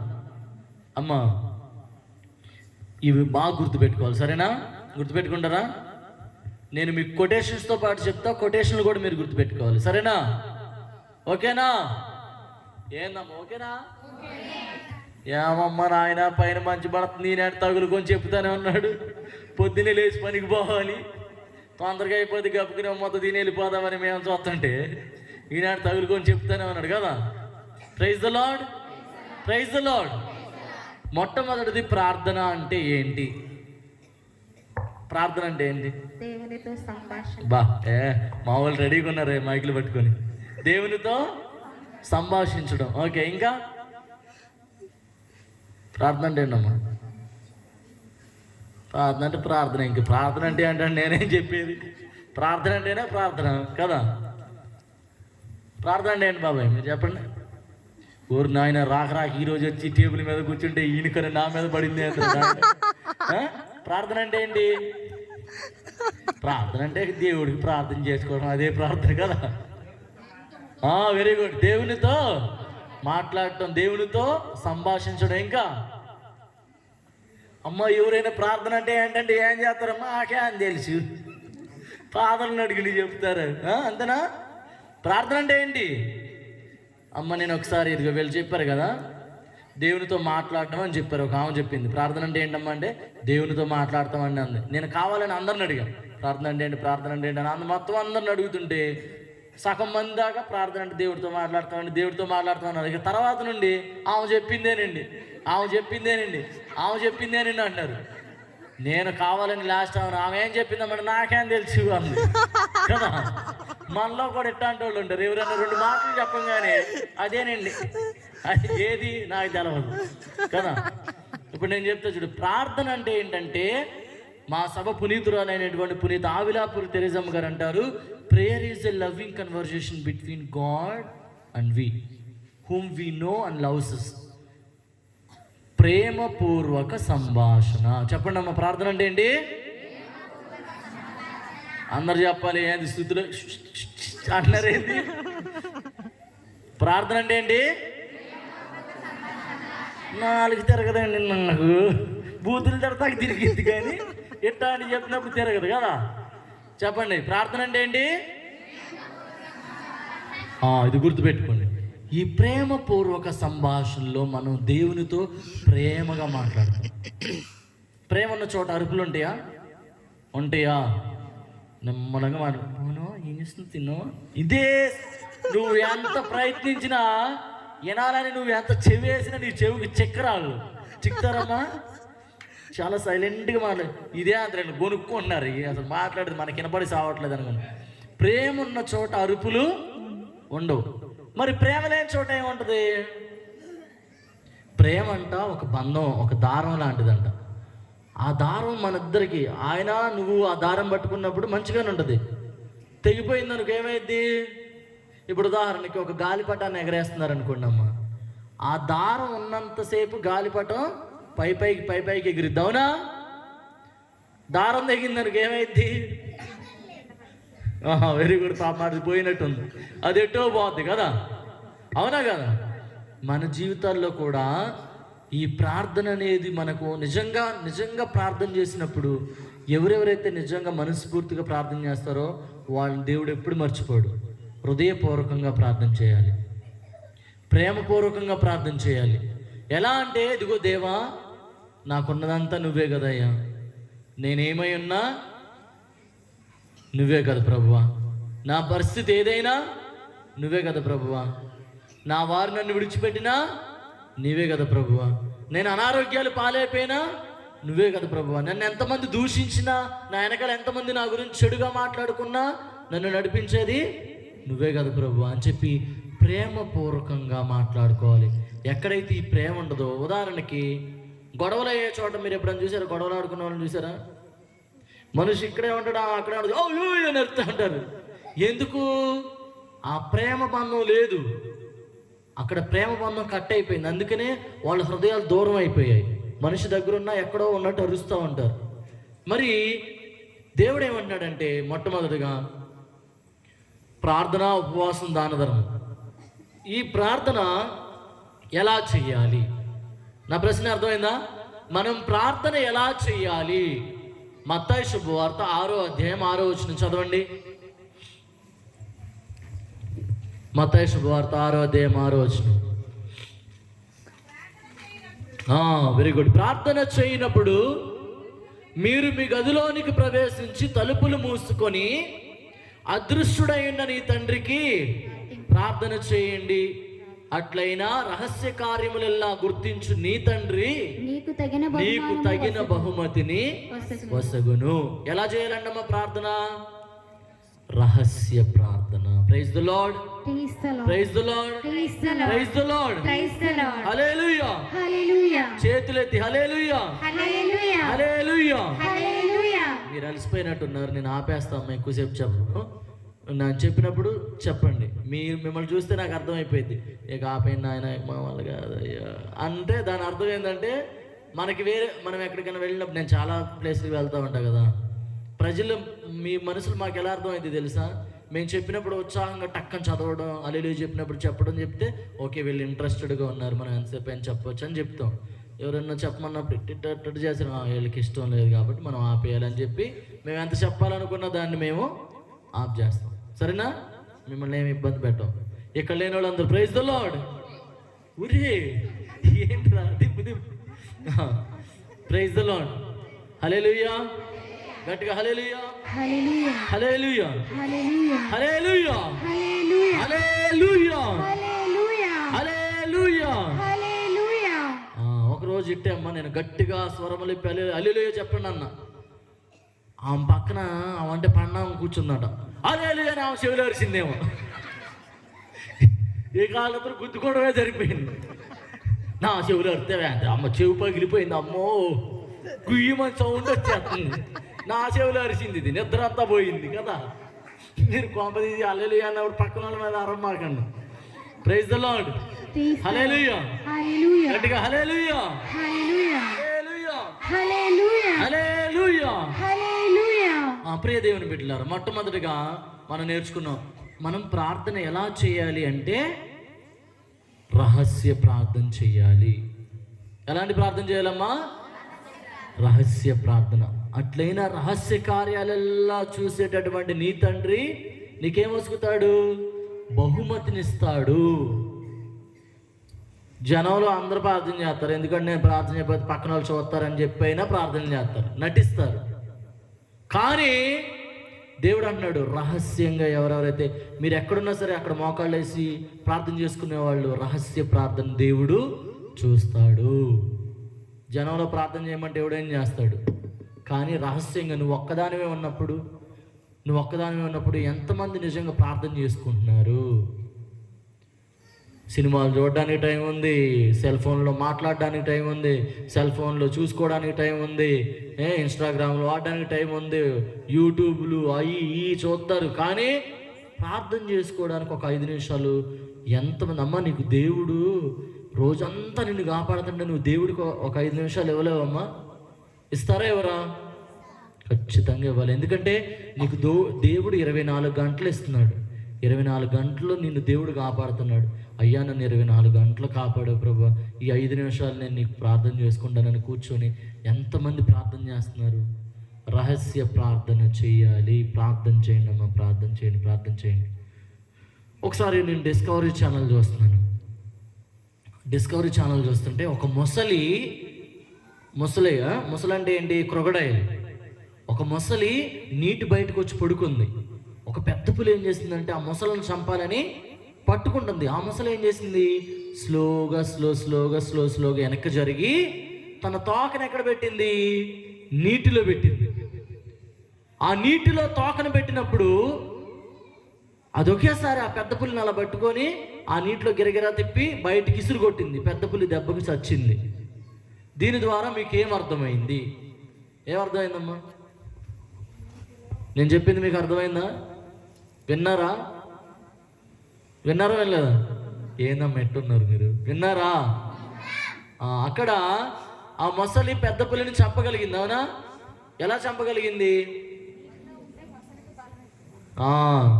మొసలికి బలం ఎక్కడ ఉంటుంది? తోకలో. ఊరే, తోకలో కాదమ్మా, నీటిలో ఉంటుంది. ఎక్కడ ఉంటుంది మొసలికి బలం?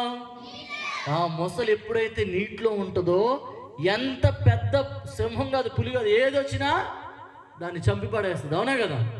దాన్ని ఈడ్చి ఎదల కొట్టిద్ది. మరి క్రైస్తవులైనటువంటి మనందరంలో కూడా ప్రార్థనలో బలం ఉంది. ఎవరైతే నిజంగా ప్రార్థన చేస్తారో, ఎవరైతే నిజంగా ప్రతిరోజు ప్రతినిత్యం ప్రార్థన చేసుకుంటారో, వారికి ఎంత సమస్య వచ్చినా, ఎన్ని బాధలు వచ్చినా, ఎన్ని ఇబ్బందులు వచ్చినా, ఎన్ని సమస్యలు వచ్చినా, అనారోగ్యం పాలైనా, మీ వాళ్ళు మిమ్మల్ని విడిచిపెట్టినా, నువ్వు నేను ప్రార్థనలో బలంగా ఉంటే అవన్నీ కూడా నీకు ఏమి హాని చేయవు.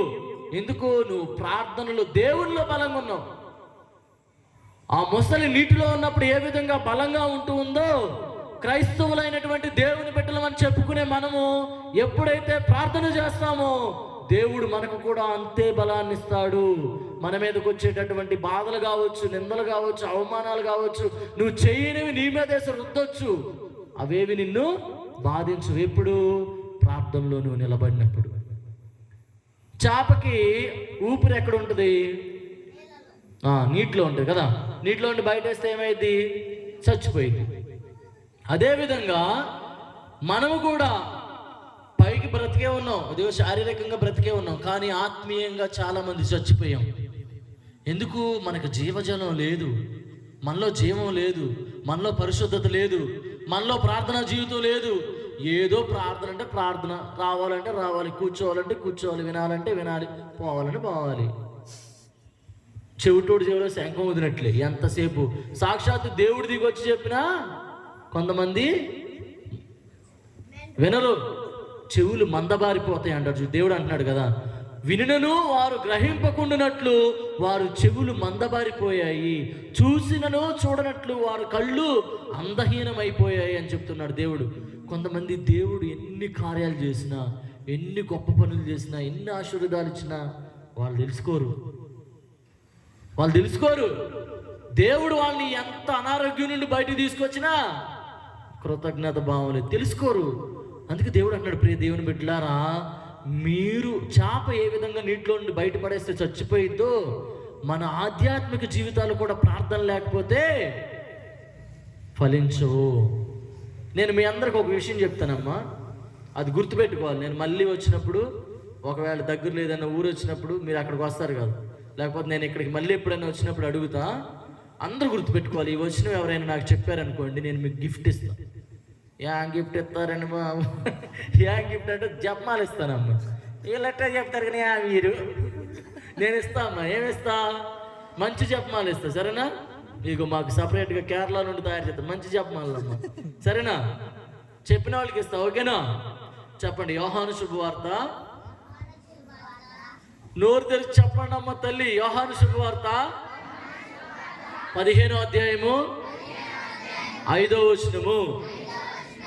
మీరు ఆగండి, మీరు చెప్పండి అమ్మా. కొంతమంది స్థితిలో కలుపుతున్నారు. చెప్పండి చెప్పండి, మళ్ళీ చెప్పండి. అమ్మాయి మీరు కాదమ్మా తల్లి, మీరు చెప్పండి అమ్మా. మా అమ్మ రెండో మా అమ్మ సిగ్గుపడుతున్నా కానీ చెప్పట్లా ఏంటి? యోహాను 15వ అధ్యాయము 5వ వచనం. మీరు చెప్పండి అమ్మా. మీరు కాదు, వెనకాల కుర్చీలో వాళ్ళు. 5వ వచనం. ఆ పక్కన మన తాత వాళ్ళు చక్క పట్టి తెల్ల చీరలు తెల్ల బట్టలు వేసుకొని కూర్చున్నారు. చెప్పండి బాబాయ్. ఇదే అండి, మమ్మల్ని అడుగుతారు. రాక ఈరోజు ఏదో వాక్యం ఎందరని వచ్చాము.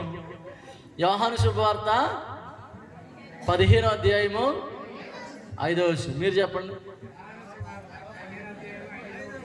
మీరు చెప్పండి అమ్మ. ఇప్పుడు అమ్మ ఇది నిద్ర లేపి అడిగినా మీరు గుర్తుపెట్టుకోవాలి, ఓకేనా? నిద్రలో లేపి ఎట్ట ఏంటి అనగానే యోహాను 15:5 అని చెప్పాలి. ఈ వచనాన్ని మనం అసలు మర్చిపోకూడదమ్మా. మనం చచ్చిపోయేదాకా మర్చిపోకూడదు. మర్చిపోతారా? ఏమండి ఇప్పుడు విన్నట్టే ఉంటుంది కానీ అల్లంగానే మొత్తం వెళ్ళిపోయింది. అని చెప్పారు, మాకేం తెలుసు కదా. యోహాను శుభవార్త 15వ అధ్యాయము 5వ వచనము. Praise the Lord. చదవండి అమ్మ ఎవరన్నా. నేను ద్రాక్షావళిని, మీరు రెమ్మలు. ఎవడు నా యందు ఉండునో, నేను ఎవని యందైతే ఉండునో అతడు అధికముగా ఫలించును. ఏలయనా నేను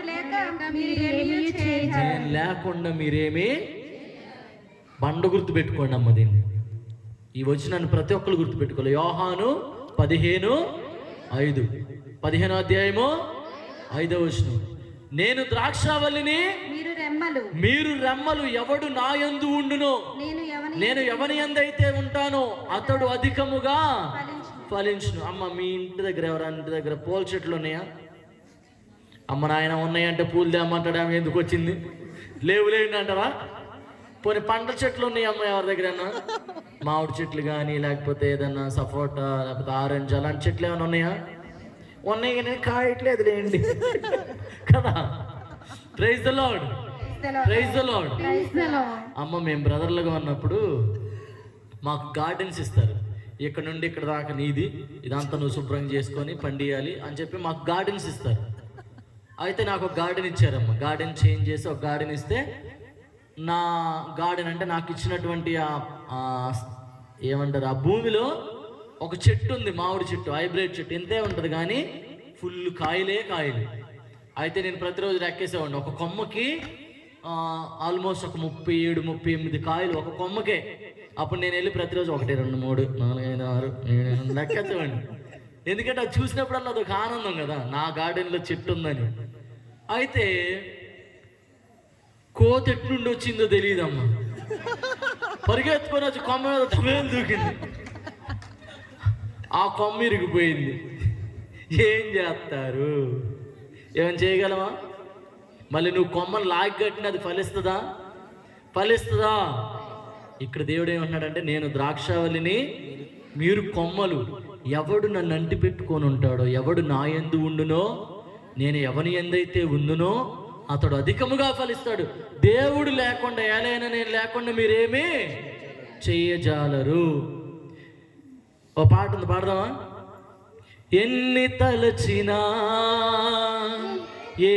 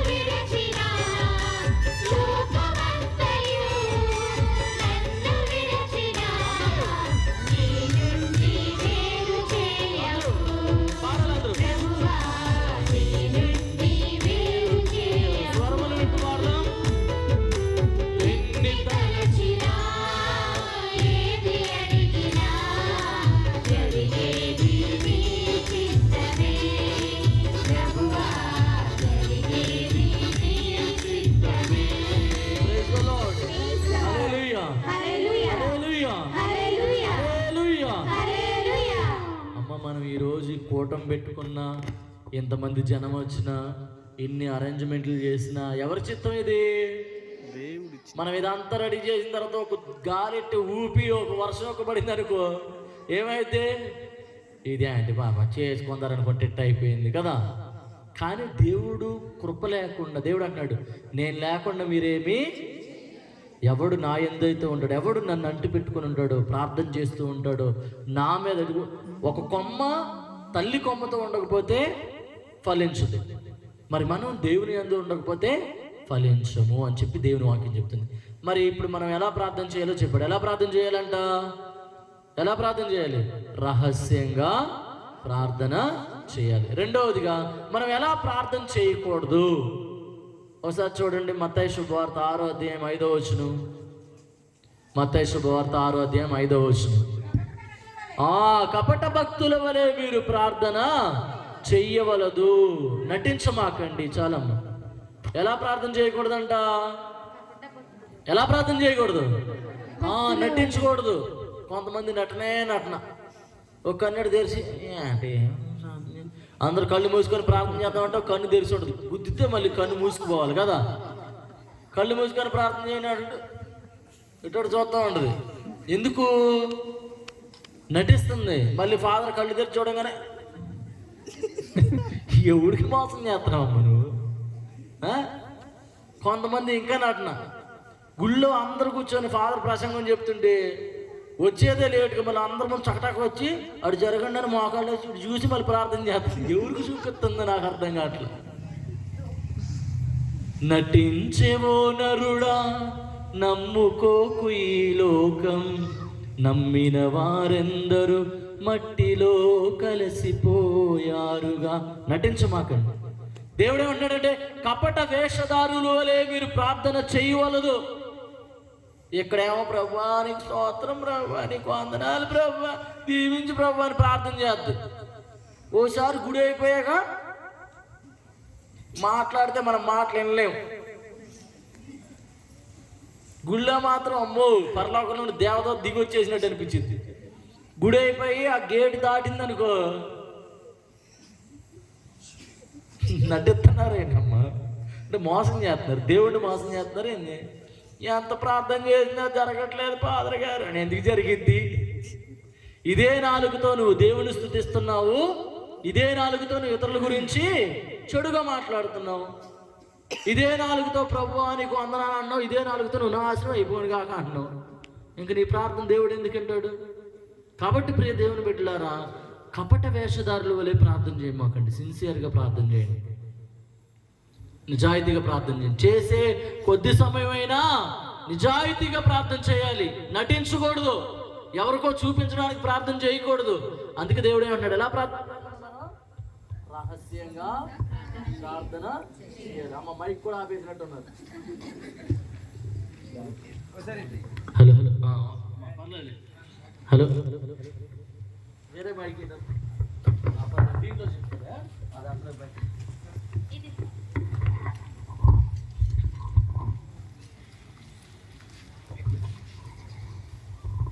ఎలా ప్రార్థన చేయాలి?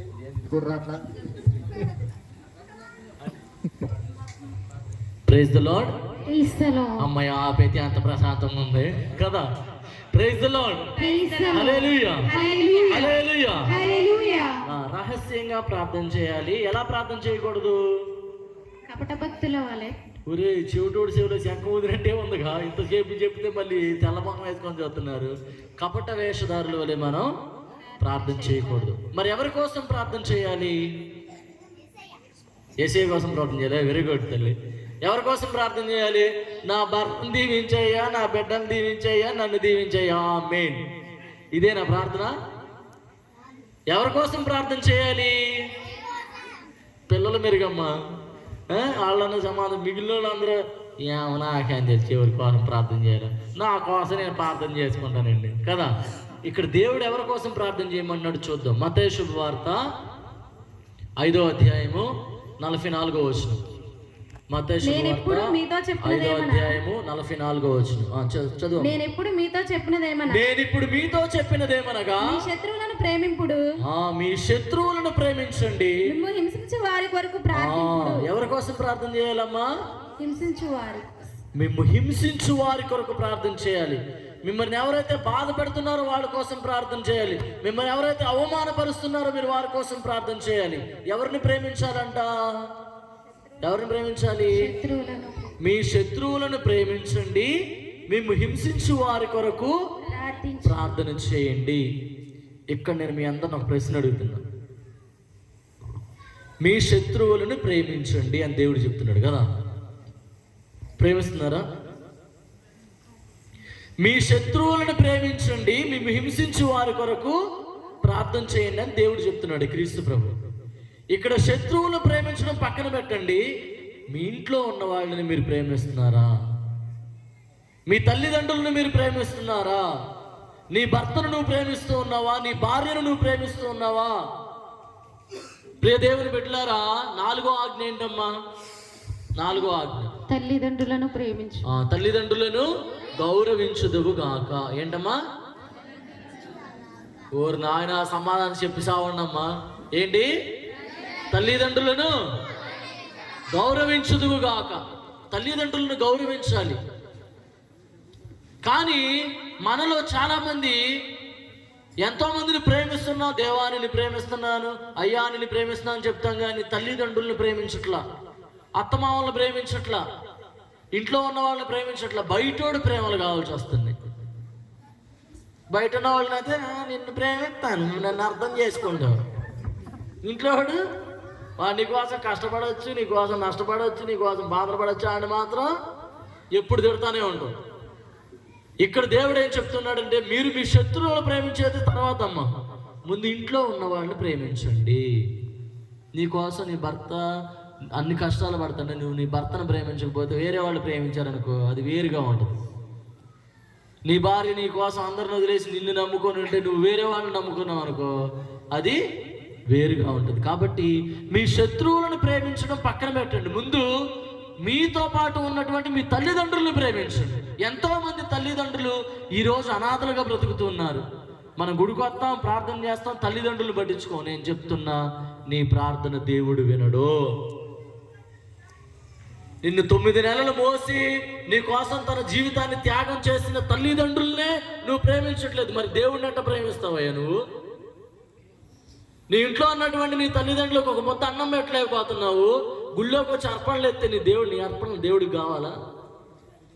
తల్లిదండ్రులు బ్రతుకున్నప్పుడు వాళ్ళని ప్రేమించలేక వాళ్ళకి ఒక మొత్తం అన్నం పెట్టకుండా, లేకపోతే వాళ్ళు బాధపడి చచ్చిపోయిన తర్వాత ₹1,00,000 అయినాయండి సంవత్సరానికి. ఎవడు చేయమన్నాడు నిన్ను?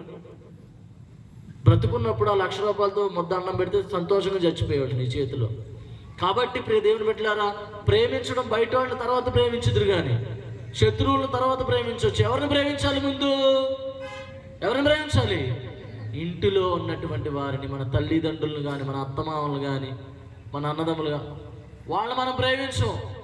వాళ్ళు మనకు అవసరం లేదు, కానీ వాళ్ళ ఆస్తులు కావాలి, వాళ్ళ అంతస్తులు కావాలి, వాళ్ళకున్న డబ్బు కావాలి. ఒక వ్యక్తి చనిపోతే ఆ చనిపోయిన శవాన్ని మాత్రం పడేస్తారు, కానీ వాళ్ళకున్న బంగారం కానీ, డబ్బులు కానీ, ఆస్తులు కానీ ఏం చేస్తారు? దాచుకుంటారు. ఇదేంటి? ప్రియ దేవుని బిడ్డలారా, గుర్తుపెట్టుకోండి, శత్రువులను ప్రేమించడం పక్కన పెట్టండి. ఇంట్లో నీ కోసం కష్టపడే నీ తల్లిదండ్రులను వాళ్ళను మర్చిపోతే ఎలా అమ్మా? ఒక అమ్మని నేను అడిగా, అమ్మ ఏందమ్మా ఇలా అడుక్కుంటున్నావు అంటే, అయ్యా నా కొడుకుని నేను 9 నెలలు నా కడుపులో మోసానయ్యా, ఇప్పుడు ఆ ఇంట్లో ఉండడానికి నాకు స్థలం లేదంట అని అంత ఏడుతుంది. ఎంత బాధ వేసిందమ్మా. 9 నెలలు నేను ఆ కడుపులో మోసింది కదా, అంటే నువ్వు ఆమెకి ఒక ఇంట్లో ఒక మూల స్థలం కూడా ఇవ్వలేకపోతున్నావు. మళ్ళీ గుళ్ళోకి వచ్చి ప్రార్థన చేస్తారు. ఎవడేంటాడు నీ ప్రార్థన? అనవసరమైన ప్రార్థనలు ఇవన్నీ. మీ అమ్మ వాళ్ళు అంటే ఊగిపోతావు, మరి మీ అత్త మామలు నువ్వు ఎన్ని మాట్లాడుతున్నావు? అంటే మీ అమ్మ ఒకటే, మీ అత్త ఒకటా? మీ అమ్మ వాళ్ళకి ఇక్కడ ఏది వండినా క్యారేజ్ పెట్టి పంపిస్తావు, మీ అత్తకు ఒక ముద్ద పెట్టాలంటే చేయరాదు. అంటే మీ అమ్మ వాళ్ళు ఒకటి, మీ అత్త వాళ్ళు ఒకటా? మా పిల్లలంటే ఊరుకో, వచ్చేయమ్మ తొందరగా వచ్చి ఇంటికి వచ్చి. నీ కోళ్ళని అయితే నువ్వు తిట్టొచ్చు, అవమానించవచ్చు, బాధ పెట్టచ్చు. మరి ఆమె కూడా వాళ్ళ అమ్మ కూడా అట్టే అంటే ఏమైంది? ఆత్మ పరిశీలన చేసుకోండి. మన కుటుంబీకులను మనం ప్రేమించుకోవాలి, ఒకరినొకరు ప్రేమించుకోవాలి. దేవుడు అదే చెప్తూ ఉన్నాడు, శత్రువులను మీరు తర్వాత ప్రేమించుదు కానీ ముందు మీరు ప్రేమించుకోండి అని దేవుడు చెప్తున్నాడు. ప్రియ దేవుని బిడ్డలారా, మిమ్మల్ని మీరు ప్రేమించుకోండి. ఎవరి కోసం ప్రార్థన చేయాలి? మేము హింసించు వారి కొరకు ప్రార్థన చేయండి. యేసు ప్రభుని అన్ని బాధలు పెట్టి సిలువ మీద కొట్టి ఉమ్ము వేసి మేకులు కొట్టి ఆయన గెడ్డపై వెంట్రుకలు లాగి అన్ని చిత్రహింసలు చేసిన యేసు ప్రభు ఏమన్నాడు? తండ్రి వీరేం చేయుచున్నారు, వీరిని క్షమించండి. దేవుడు ప్రార్థన చేసి చూపించాడు. మరి మనలో అంత ప్రార్థనా శక్తి ఉందా? ప్రార్థనా శక్తి నాకు కావాలయా, నీ పరలోకాభిషేకం కావాలయా. ప్రార్థనా శక్తి నాకు కావాలయా, నీ పరలోకాభిషేకం కావాలయా. యేసయ్యా కావాలయా, నీ ఆత్మ అభిషేకం కావాలయా. యేసయ్యా కావాలయా, నీ ఆత్మ అభిషేకం కావాలయా. ప్రార్థనా శక్తి నాకు కావాలయా, నీ పరలోకాభిషేకం కావాలయా. Praise the Lord. Hallelujah, hallelujah. అమ్మా, ప్రార్థన అయిపోయింది. ఇప్పుడు రెండోది ఏంటి? దాన ధర్మాల ఉపవాసం కదా. రెండోది ఏంటి? ఇప్పుడు నేను అడగొచ్చు ఎవరినైనా, అరే మనం ప్రార్థన ఎలా చేయాలి? ఒరే అడగమన్నారు కదరా, ఎలా ప్రార్థన చేయాలి? Very good. రహస్యంగా. అమ్మ మీరు వింటున్నారమ్మా, పర్లేదు. రహస్యంగా ప్రార్థన. ఎలా ప్రార్థన చేయకూడదు? కపట భక్తుల వలె నటించకుండా ప్రార్థన చేయకూడదు, నటించుకుంటూ. మరి ఎవరి కోసం ప్రార్థన చేయాలి? మిమ్మల్ని ఎవరైతే హింసిస్తున్నారో, బాధ పెడుతున్నారో వాళ్ళ కోసం మీరు ఏం చేయాలి? ఇప్పుడు రెండవ అంశానికి వచ్చాం. రెండో అంశం ఏంటంటే ఉపవాసము. ఉపవాసం అంటే ఏంటి? అన్నం తినకుండా ఉంటాం, అదేనా? వెరీ గుడ్, గుడ్, బాగా చెప్పారు. మీరు చెప్పండి మా పెద్దవాళ్ళు, ఉపవాసం అంటే ఏంటి? ఉపవాసం అంటే అన్నం తినకుండా ఉంటారు కదండి, ఇంకా మరి మేమేం చేయదు కదా. ఉపవాసము, అంటే దగ్గర, వాసము అంటే నివసించడం. అర్థమైందమ్మా? అంటే దగ్గర, వాసము అంటే నివాసించడం. ఓకేనా?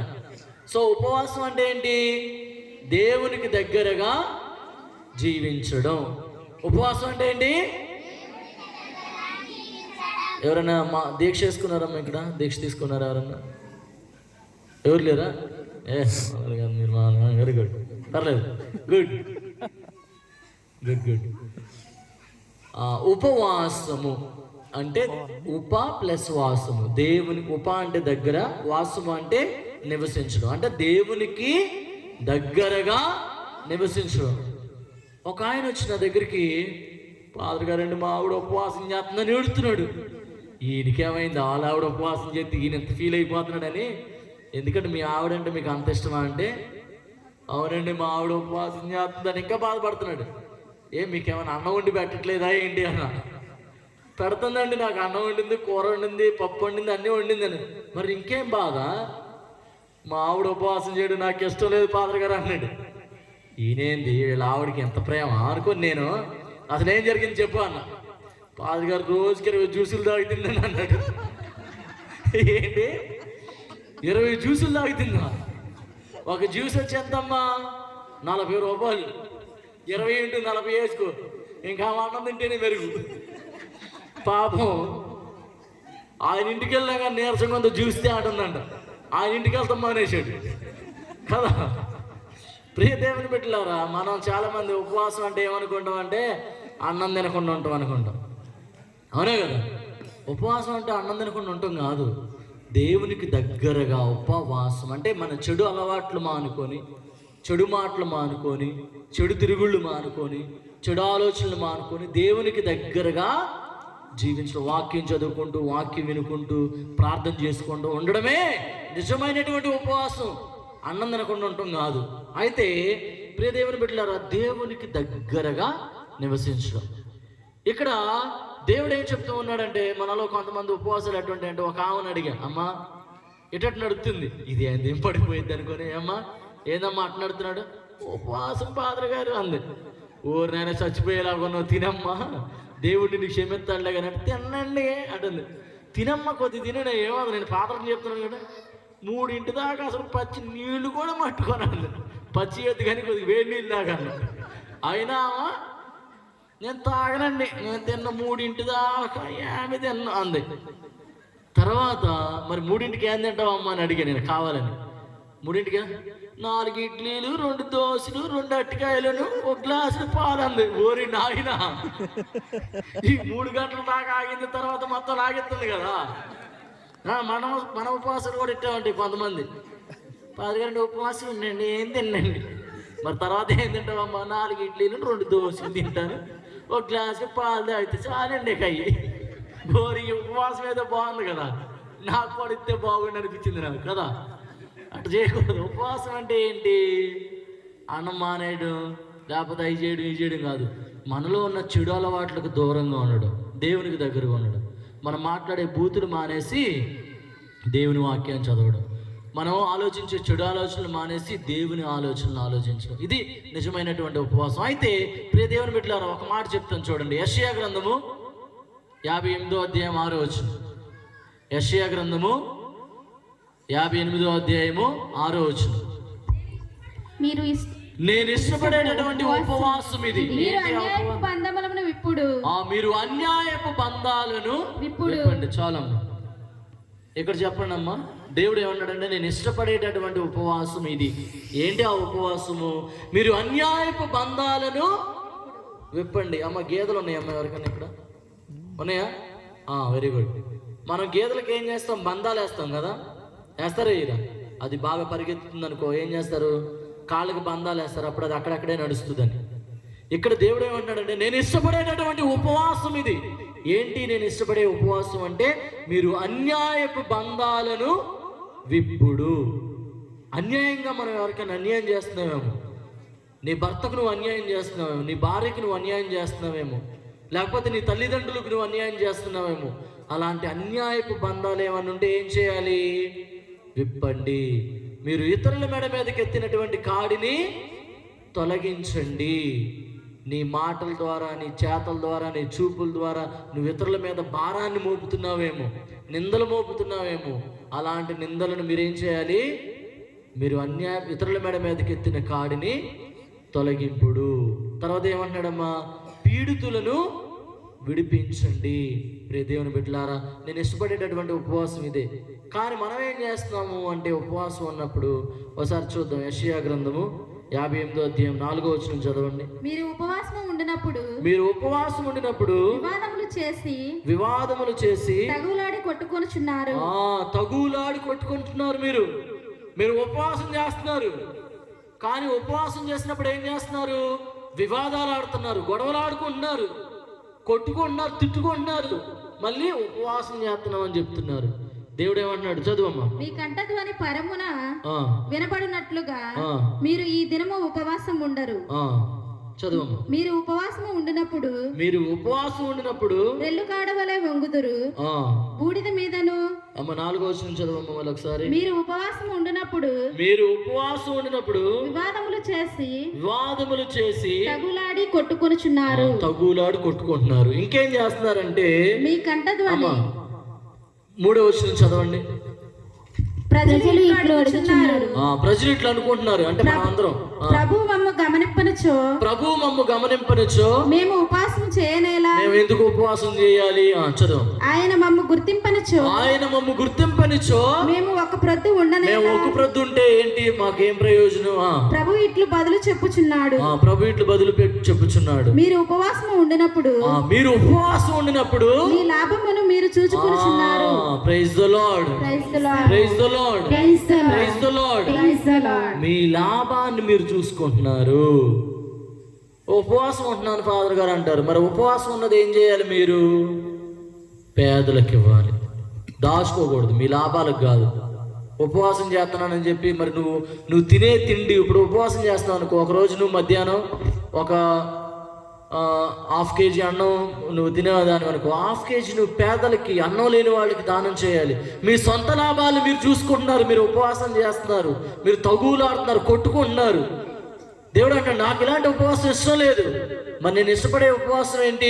మీరు అన్యాయపు బంధాలను విప్పండి, ఇతరుల మెడ మీదకి ఎత్తినటువంటి కాడిని తొలగించండి.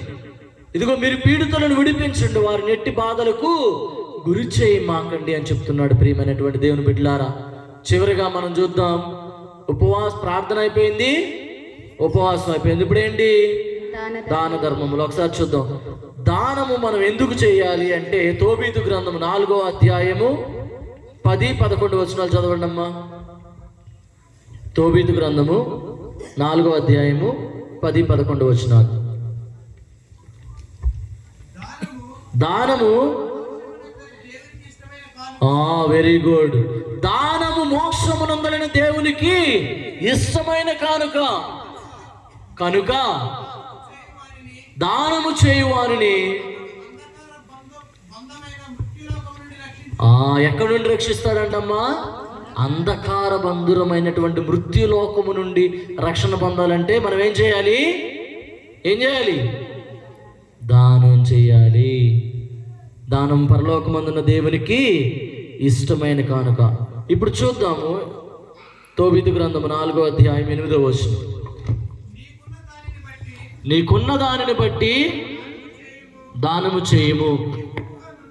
ఎక్కువగా ఉన్నచో ఎక్కువగానే ఇమ్ము, తక్కువగానే ఉన్నచో తక్కువగానే ఇమ్ము. కానీ ఇచ్చుటలో మాత్రము ఎప్పుడు. దీంతో నేను ముగిస్తున్నా. ఈ పదాన్ని మీరు అర్థం చేసుకోండి. మళ్ళీ ఒకసారి చదవండి. నీకున్న దానిని బట్టి నువ్వు దానము చేయము. ఎక్కువగా ఉంటే ఎక్కువగా దానం చేయి, తక్కువగా ఉంటే తక్కువగా దానం చేయి. కానీ ఇచ్చుటలో మాత్రము ఎప్పుడు వెనకాడ మాకు. ఇప్పుడు ఫాదర్ అన్నాడు అనుకోండి, గుళ్ళో మనం అది చేద్దారనుకుంటున్నాం, పండుగ చేద్దారనుకుంటున్నాం, మరి దాతల ముందుకు రావాలి అన్నప్పుడు ఏం చేస్తారు మీరు? వాళ్ళు రాయని మన తర్వాత రాద్దాం, ఆగు, వాళ్ళు రాయని అంత తరచు వద్దాం. ఎవరు?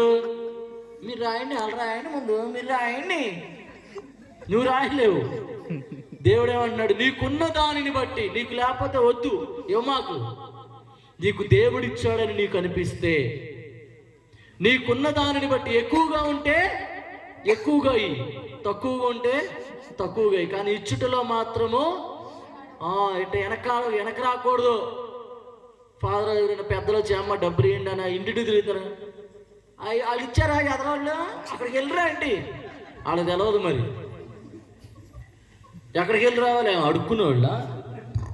వాళ్ళ ఇంటికి వెళ్ళరండి, వీళ్ళ ఇంటికి వెళ్ళరండి అంటున్నారు. ఇచ్చుటలో వెనకాడ మాకండి. దేవుడు అన్న మాట ఇది. నా మాటలు అయితే కాదమ్మా. ఈయన ఫాదర్ గారు ఎట్లా చెప్తున్నాడు అనుకోమాకండి. ఇది దేవుడు మాటలు. నీకున్న దానిని బట్టి నువ్వు దానం చేయి. ఎక్కువగా ఉంటే ఎక్కువ ఇవ్వు, తక్కువగా ఉంటే. కానీ ఇచ్చుటలో మాత్రము వెనకాడ మాకు. దేవుడికి ఇరుగానే, అయ్యా నాకు ఇయ్యా, స్వస్థతని అయ్యా, ఆరోగ్యాన్ని అయ్యా, అది అయ్యా, అన్నీ కావాలి. దేవుడికి ఇచ్చేటప్పుడు మాత్రం చెయ్యే ముందుకు రాట్ల, వెనకాడుతున్నారు.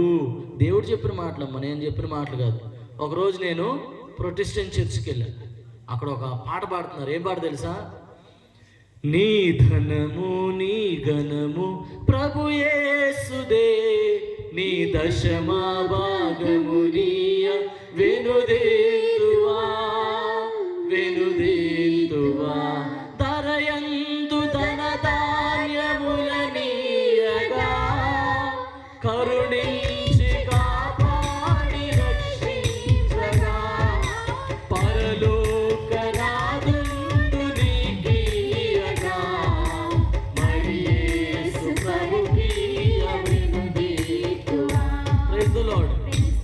ఈ పాట అర్థం ఏంటి చెప్పండి? నీ ధనము నీ ఘనము ప్రభు యేసుదే, నీ దశమ భాగము నీయ వెనుదింతువా. ధరయందు నీకు ధనధాన్యములు నీయగా, దీవించి కాపాడి రక్షించగా, పరలోకనాథుండు నీకివ్వగా, మరి ప్రభువుకి నువ్వు వెనకాడతావా. ఇంత అర్థం ఉంది. ఈ పాట ఎవరిది? మంది. అవునా? అవునా కదా? ఈ పాట పాడుతున్నారు, వాళ్ళందరూ జోబుల్లో నుండి కట్టలు తీస్తున్నారమ్మా. నేను ఆశ్చర్యపోయి, ఉరి వీళ్ళేంద్ర ఇంత చేతులట పట్టుకొని వస్తున్నారు. ఊరు నాయన ఇది మామూలుగా లేదు. కానీ నేను ఆ పక్కన పడుతున్నా, ఊరి వీళ్ళేంద్ర ఎంత డబ్బులు వేస్తున్నానంటే దశంభాగాలు. ఊరు ఇది ఏదో బాగానే ఉందరు ఆడుకుంటున్నా నేను మనసులో. నెక్స్ట్ రోజు ఆదివారం మన గుడికి వెళ్ళానమ్మా. ఏమెవ్వగలను యేసయ్య, మన పాటలాడటం టింగుని మోగుతుంది. ఇంకా ఫ్యాషన్ ఏంటంటే అర్పణలు వేసి 50 కాయలు వేసి ఒక నేను ఇటు పట్టుకొని నిలబడాలంట. ఆ ఊర్లో నేను నిలబడి ఆశీర్వాదం ఎత్తాను. ఒక అబ్బాయి గిన్నె పట్టుకొని నిలబడ్డాడు. 50 వేసి 10 పదులు తీసుకుందమ్మా. నేను ఆశ్చర్యపోయా. ఊరు నాయన ఇది మామూలుగా లేదు కనుకున్నా. అంటే మనం ఎట్టున్నామంటే 50 వేయలేము. నేను చెప్తున్నానమ్మా, మీకు ఎంత వేయాలనుకుంటే అంతే తీసుకొని రండి. చిల్లర వేయండి పెద్దగారు, చిల్లర గుద్దితే మళ్ళీ ముక్కు పగలాలి కదా.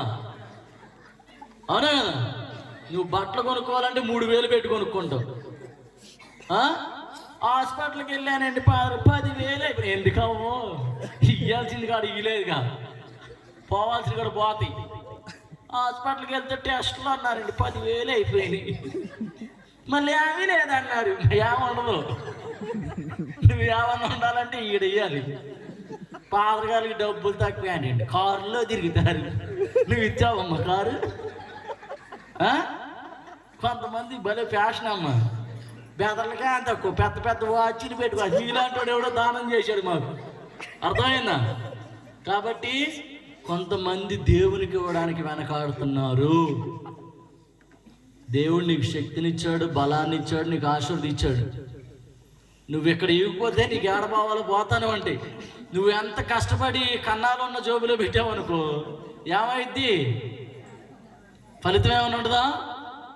నీకు ఎక్కువగా ఉంటే ఎక్కువగా ఇమ్ము, తక్కువగా ఉంటే తక్కువగా. కానీ ఇచ్చుటలో మాత్రము వెనకాడమాకండి.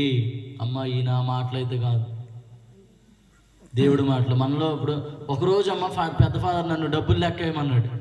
సురేష్ డబ్బులు లెక్కేయన్నాడు. అమ్మ ఎంత డబ్బులని మొత్తం 2-3 కవర్లు తెచ్చాడు. తెచ్చి ఇవన్నీ లెక్కేసి అన్నప్పటికీ నేను లెక్కేస్తుంటే ఒక 10 కాగితం ముక్క వచ్చిందమ్మ. ఇంకో ముక్క లేదు. నేను మొత్తం ఎదిగా. ఫాదర్ చేయండి ఒక ముక్క ఉంది, ఇంకో మొక్కేది అన్నాడు. ఫాదర్ గారు నాకు తెలవ బాగా, ఎవరో మొక్క తీసుకెళ్ళినట్టు ఉన్నారు. అది అయిపోయింది. ఇంకో కాగితానికి మొత్తం ప్లాస్టరే ఉందమ్మా. నువ్వు తీసుకుంటావా? అడుక్కున్న వాళ్ళకి ఇచ్చిన తీసుకోవట్లేదు కదా కాగితం. అంటే మీరు దేవుడిని అవమానిస్తున్నారా? అంటే హేళన చేస్తున్నారా ఏంది? మీరు సందా వేయకపోయినా పర్లేదు కానీ అమ్మ దయచేసి ఇది నోటేనా అనే కాగితాలు వేయమాకండి. ఇంకా చిల్లర వేయమాకండి అమ్మ. చిల్లర బుద్ధులు మానుకోండి. అర్థమైందా? చిల్లరలాగా చేయమాకండి. దేవుడిని నమ్ముకున్నారు, ఆశీర్వదింపబడ్డారు, దీవించారు. ప్రతి ఒక్కరిని దేవుడు దీవించాడు. ఇంకా చిల్లర బుద్ధుల్లో మీలో చూపిమాకండి. అర్థమైందా? ఈయన పాత్ర ఎప్పుడు వచ్చిన డబ్బుల గురించే చెప్తాడు. అమ్మ ఏం వేసేస్తాను, లక్షలు వేసేస్తాను కదా, డబ్బుల గురించి చెప్తాడు ఫాదర్. మరి అర్థమైందా? దేవుణ్ణి అవమానపరచమాకండి. మీరు చందా ఎగిపోయినా పర్లేదు కానీ చిరిగిపోయిన కాగితాలు, అతుకులేసిన కాగితాలు, లేకపోతే చిల్లర పప్పు అంటే ఫాదర్లకి ఇక సమయం లెక్కేసుకోవటమే. మీరు వెళ్తారు చిల్లర పట్టుకొని షాప్కి వెళ్తారు. మీరు మేము ఎంత క్లాస్గా రెడీ అయ్యి చిల్లర పట్టుకెళ్తే ఈడేవుడురా బాబు అన్నాడు చూస్తున్నారు మమ్మల్ని. చిల్లర పప్పు పట్టుకొని పోతున్నాం. ఇంకా చిల్లర బుద్ధులే మనలో. కొంతమందికి ఎలుకతోలు ఏడాది ఉతికిన నలుపు నలిపే కానీ తెలుపు. ఎంత చెప్పినా చెవిటోడు చెవిలో శంఖం వదినట్టే. కాబట్టి ప్రియ దేవుని బిడ్డలారా, చిల్లరగా మీరు బిహేవ్ చేయమాకండి. దేవుడి దగ్గర నటించమాకండి. దేవుడికి ఇవ్వాల్సింది మీరు ఇవ్వాలి. ఎప్పుడు నేను చెప్తున్నాను కదా, వేళంగి నీ ఫాదర్ కనుక దశం భాగం అయిన వాళ్ళు దేవాలయానికి రాకూడదు అన్నది ఒక్కడు కూడా రారు. No one will come. కొత్త ఎవరన్నా ఈయన ఫాదర్ డబ్బులు అడుగుతాడు, అసలు అంత ముందున్న ఫాదర్లు అది ఇచ్చారు ఇవి ఇచ్చారు. ఆ కాలం పోయిందమ్మా తల్లే. ఇప్పుడు మాకే ఎవడు ఇట్లా అర్థమవుతుందా? మా పరిస్థితి ఎట్టుందో తెలుసా? ఒక ఆమె ఫాదర్ హైదరాబాద్లో పెద్ద బర్త్డే సెలబ్రేషన్ అనమాట. ఎంత ఎత్తు కేకు, పిల్లోడంత ఎత్తు కేకు, మటను, అది ఇది మామూలుగా బిర్యానీలు, చుట్టాలు, అందరు కారుల్లో. మళ్ళీ నేను బండి వేసుకెళ్ళి అడ్డుడు అని ఓరు నాయన నా పరుగు పోయింది కదరా వీళ్ళందరి ముందులోనే నేను బండి ఆపి వెళ్ళి ప్రార్థన చేసి మొత్తం అయిపోయింది. వచ్చేటప్పుడు అంటే మీకు చెప్పకూడదమ్మా, ఫీల్ అవ్వమాకండి, 100 రూపాయలు పెట్టారమ్మ చేతులు. నా పెట్రోలే 300 అయింది. 100 రూపాయలు పెట్టి థ్యాంక్స్ అండి ఫాదర్ గారు వెళ్ళిరండి. సిగ్గు శరం ఉందమ్మా, మనిషేనా? వేలు పెట్టి భోజనాలు పెడతారా? వేలు పెట్టి కేకులు కొనుక్కొస్తారా? అసలు గురువు లేకపోతే ఏం జరగసావదు. 100 రూపాయలు థ్యాంక్స్ అండి ఇచ్చి సావరు, చేతులు రావు. మళ్ళీ ఫాదర్ గారు రాలేదండి మా ఇంటికి. ఎందుకు వస్తాడమ్మా? ఫాదర్ గారు రాడు మా ఇంటికి. ఎప్పుడు వచ్చినప్పుడు పెద్ద లప్పలు పెట్టేస్తుంది కదా. ఇట్టుండమాకండమ్మా, దేవుడు మిమ్మల్ని క్షమించుడు. అర్థమైందా? అర్థమవుతుందా? ప్రతిదానికి గురువు కావాలి, బ్రదర్లు కావాలి. పెట్టేటప్పుడు ఏమి రాదు. ఒక కోడంట అమ్మ ఇంట్లో బాగా మేత మేసి పక్కింట్లోకి వెళ్ళి గుడ్డు పెడుతుందంట. ఏం చేయాలి? అట్లాంటి కోడిని మెడదిప్పి వండుకొని తినేయాలి కదా. మనలో కూడా మన దేవాలయానికి వస్తారు, మన గురువులు కావాలి, ప్రార్థనలు కావాలి, ఇంట్లో ప్రార్థన అంటే రావాలి, ఎవరైనా అనారోగ్యంగా ఉన్నట్టు రావాలి. దశమేమో పక్క చర్చికి వెళ్ళి ఇచ్చి వచ్చామండి. ఆ మాట అన్నప్పుడు గుద్దితే ముక్కు పగిలిపోవాలి కదా. నీకు అన్నీ ఇక్కడ కావాలి, నువ్వు ఇచ్చేదాడా? ఆ చర్చికి 10,000 డొనేట్ చేసాం. ఎవరు చేయమన్నాడు రా? నీ చర్చి చూడు ఎట్టుందో కదా. నీ దేవాలయాన్ని నువ్వు చూసుకోమ్మా. ఇక్కడ చేయి, ఇక్కడ సహాయం చేయి. ఉంటే ఎక్కువ ఉంటే ఎక్కువ, తక్కువ ఉంటే తక్కువ, లేకపోతే మాకు. అంతేగాని ఇచ్చుటలో మాత్రము వెనకాడమాకు. ఇది నా మాటలైతే కాదు. అర్థమవుతుందా? ఫాదర్ అయితే ఎంత దూరం నుండైనా రావచ్చు. ఈయనేం ఫాదర్ ఏంటి డబ్బులు అడుగుతున్నానేంటి? ఛార్జీల కన్నా రావాలి కమ్మ మీరు ఇచ్చినవి కదా. ఇంకోసారి పిల్లలు డబ్బులు అసలు మళ్ళీ ఎంతెంత పెట్టి చేస్తారు కదా. ఇట్ట చెయ్యి మాకండి. కాబట్టి ప్రియ దేవుని బిడ్డలారా, మేము కూడా చెప్పొచ్చమ్మా, ఫాదర్లు కూడా చెప్పొచ్చు. మీరు దశమ భాగం అయిపోతే నాశనం అయిపోతారు, దశమ భాగం అయిపోతే అనారోగ్యంతో సత్తారన్నారు. అమ్మో చచ్చిపోతామంట, జ్వరం వచ్చేస్తుంది. ఒక ఆమె ఫాదర్ అడిగాడు, అమ్మ నీకు చాలా మేకలు ఉన్నాయిగా, ఒక మేక అమ్మ అని అడిగాడు. ఎక్కడి ఫాదర్ గారు? రోజు జ్వరాలు వచ్చి చాలా మేకలు చచ్చిపోయినాయి అంది. ఆ దెబ్బ నుండి రోజుకో మేక చచ్చిపోతుంది. ఓరి నాయన. ఇంకా ఆమె ఏం చేసేది?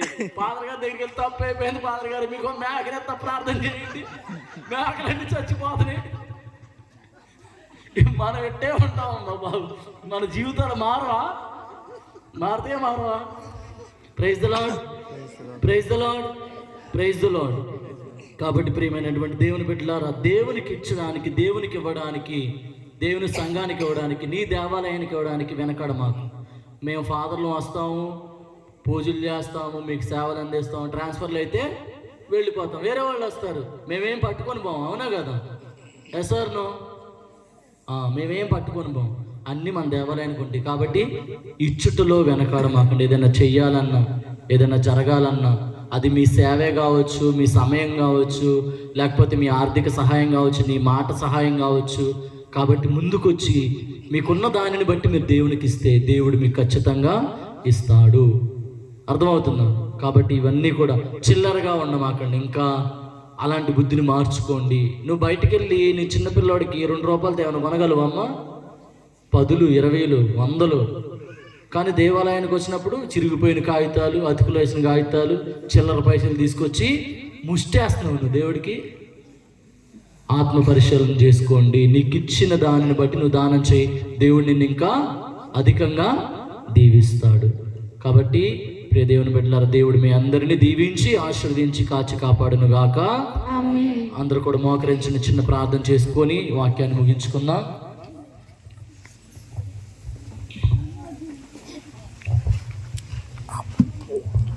అందరూ కూడా మోకరించగలిగిన వాళ్ళు మోకరించండి. చేతులు జోడించి కళ్ళు మూసుకొని ప్రార్థన చేద్దాం.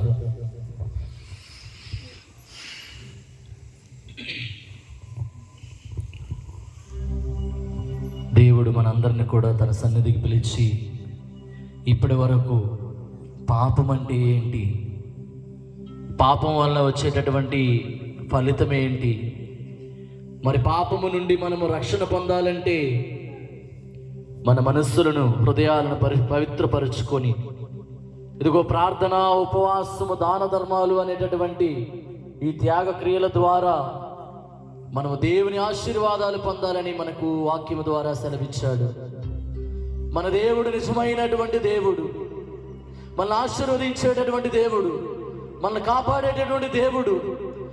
ఇదిగో తన కృపతో, తన దయతో, తన నీడతో మనల్ని ఆశీర్వదించేటటువంటి దేవుడు. ఇదిగో మన కాపరి, మన మేపరి యేసు ప్రభు.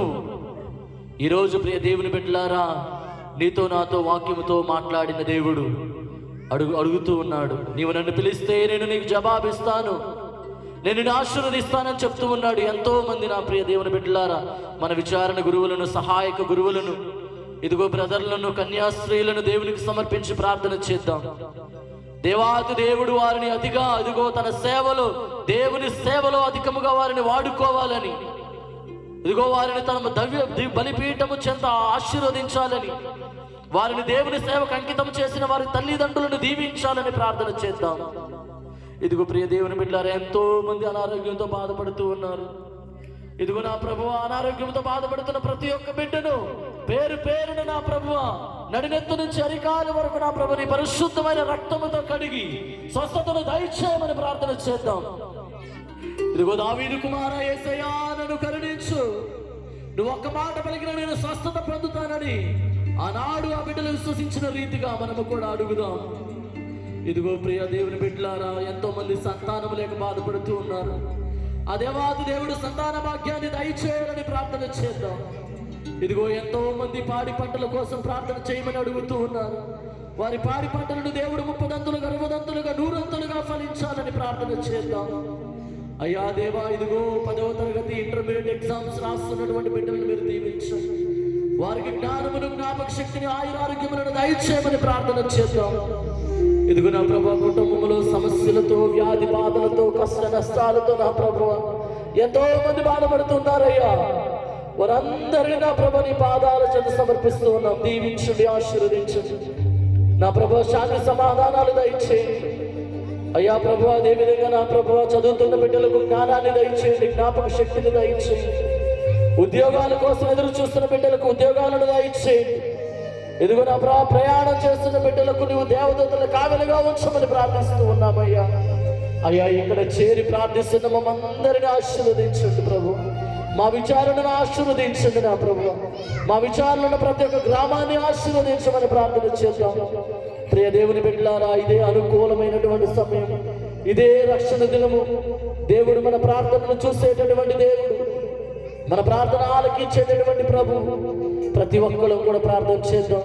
మీ స్వరమును నింపి ప్రార్థన చేద్దాం. స్తుతి స్తుతి స్తుతి స్తుతి స్తుతి స్తుతి స్తుతి స్తుతి స్తుతి స్తుతి స్తుతి. హల్లెలూయా hallelujah hallelujah hallelujah hallelujah hallelujah hallelujah హల్లెలూయా. మీ స్వరమును నింపి ప్రార్థన చేద్దాం. మీ హృదయాంతరంగాల్లో ఉన్నటువంటి ప్రతి ఒక్క అవసరాన్ని గురించి ప్రార్థన చేద్దాం. ఈ రోజు దివ్య బలి పూజను పెట్టించుకుంటున్నటువంటి ప్రతి ఒక్క కుటుంబం కోసం ప్రార్థన చేద్దాం. ఈ రోజు ఈ కూటాన్ని ఇదిగో ఇంత ఘనంగా జరగడానికి ఇదిగో ఎంతో మంది ఆర్థికంగాను ఇదిగో నా ప్రభు శ్రమగా త్యాగం చేసినటువంటి ప్రతి ఒక్క బిడ్డను సమర్పించి ప్రార్థన చేద్దాం. మన యొక్క గ్రామాన్ని, గ్రామంలో ఉన్న ప్రతి ఒక్క కుటుంబాన్ని, కుటుంబంలో ఉన్న ప్రతి ఒక్క బిడ్డను పేరు పేరున దేవుడు దీవించాలని ప్రార్థన చేద్దాం. ఇదిగో మన దేవుడు, మన ప్రార్థన వినేటటువంటి దేవుడు, మన కాపరి, మన మేపరి. ఓ ప్రభువా,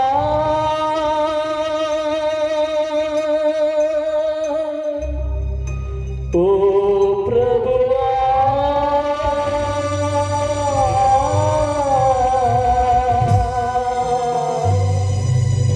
నీవే నా మంచి కాపరివి,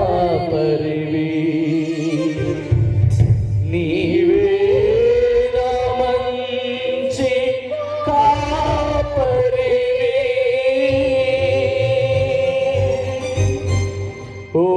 ప్రభువా, ఓ ప్రభువా,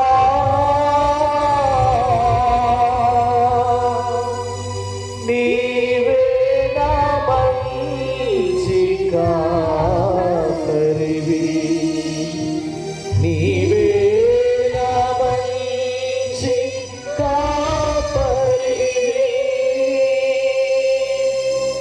ప్రార్థన వినువాడా, నా కన్నీరు తుడచువాడా, స్వస్థతనిచ్చువాడా, స్తోత్రము యేసయ్యా. ప్రియ దేవుని బిడ్డలారా, ఇదిగో మన కాపరి, మన మేపరి, మన అవసరతలను తెలుసుకొని నడిపించేటటువంటి దేవుడు, మన ప్రార్థన వినేటటువంటి దేవుడు, మన కన్నీరు తుడిచేటటువంటి దేవుడు, స్వస్థతనిచ్చేటటువంటి దేవుడు ఈ దివ్య ప్రసాద రూపంలో ఉన్నాడు. కాబట్టి ఒక నిమిషం అందరం కూడా నిశ్శబ్దంగా మన వ్యక్తిగత అవసరాలను, సంఘ అవసరాలను దేవునికి తెలియజేసుకుంటూ ప్రార్థన చేద్దాం. ఎవరు ఏ ఆశతో దేవుని సన్నిధికి వచ్చి ఉన్నారో దేవుడు వాటన్నిటిని నెరవేర్చాలని మన తల్లిదండ్రులను సమర్పించుకొని ప్రార్థన చేద్దాం. మన బిడ్డలను సమర్పించి ప్రార్థన చేద్దాం. మన అన్నదమ్ములను, అక్క చెల్లెలను, అందరినీ కూడా దేవునికి సమర్పించి ప్రార్థన చేద్దాం. అనారోగ్యంతో బాధపడుతున్న వారిని దేవునికి సమర్పించి ప్రార్థన చేద్దాం. ఆసుపత్రుల్లో మంచాల మీద పడి ఉన్న వారి కోసం ప్రార్థన చేద్దాం. మరి ముఖ్యంగా ఈరోజు ఈ యొక్క సన్నిధికి వచ్చి ప్రార్థన చేస్తున్న ప్రతి ఒక్కరిని దేవుడు ఆశీర్వదించాలని ప్రార్థన చేసుకుందాం.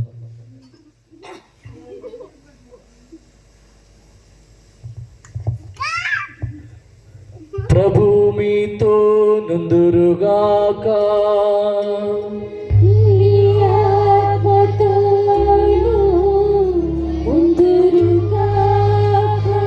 సర్వశక్తి గల సర్వేశ్వరుడు పితా, పుత్ర, పరిశుద్ధాత్మ దేవుడు మీ అందరిని దీవించి కాచి కాపాడుదురుగాక.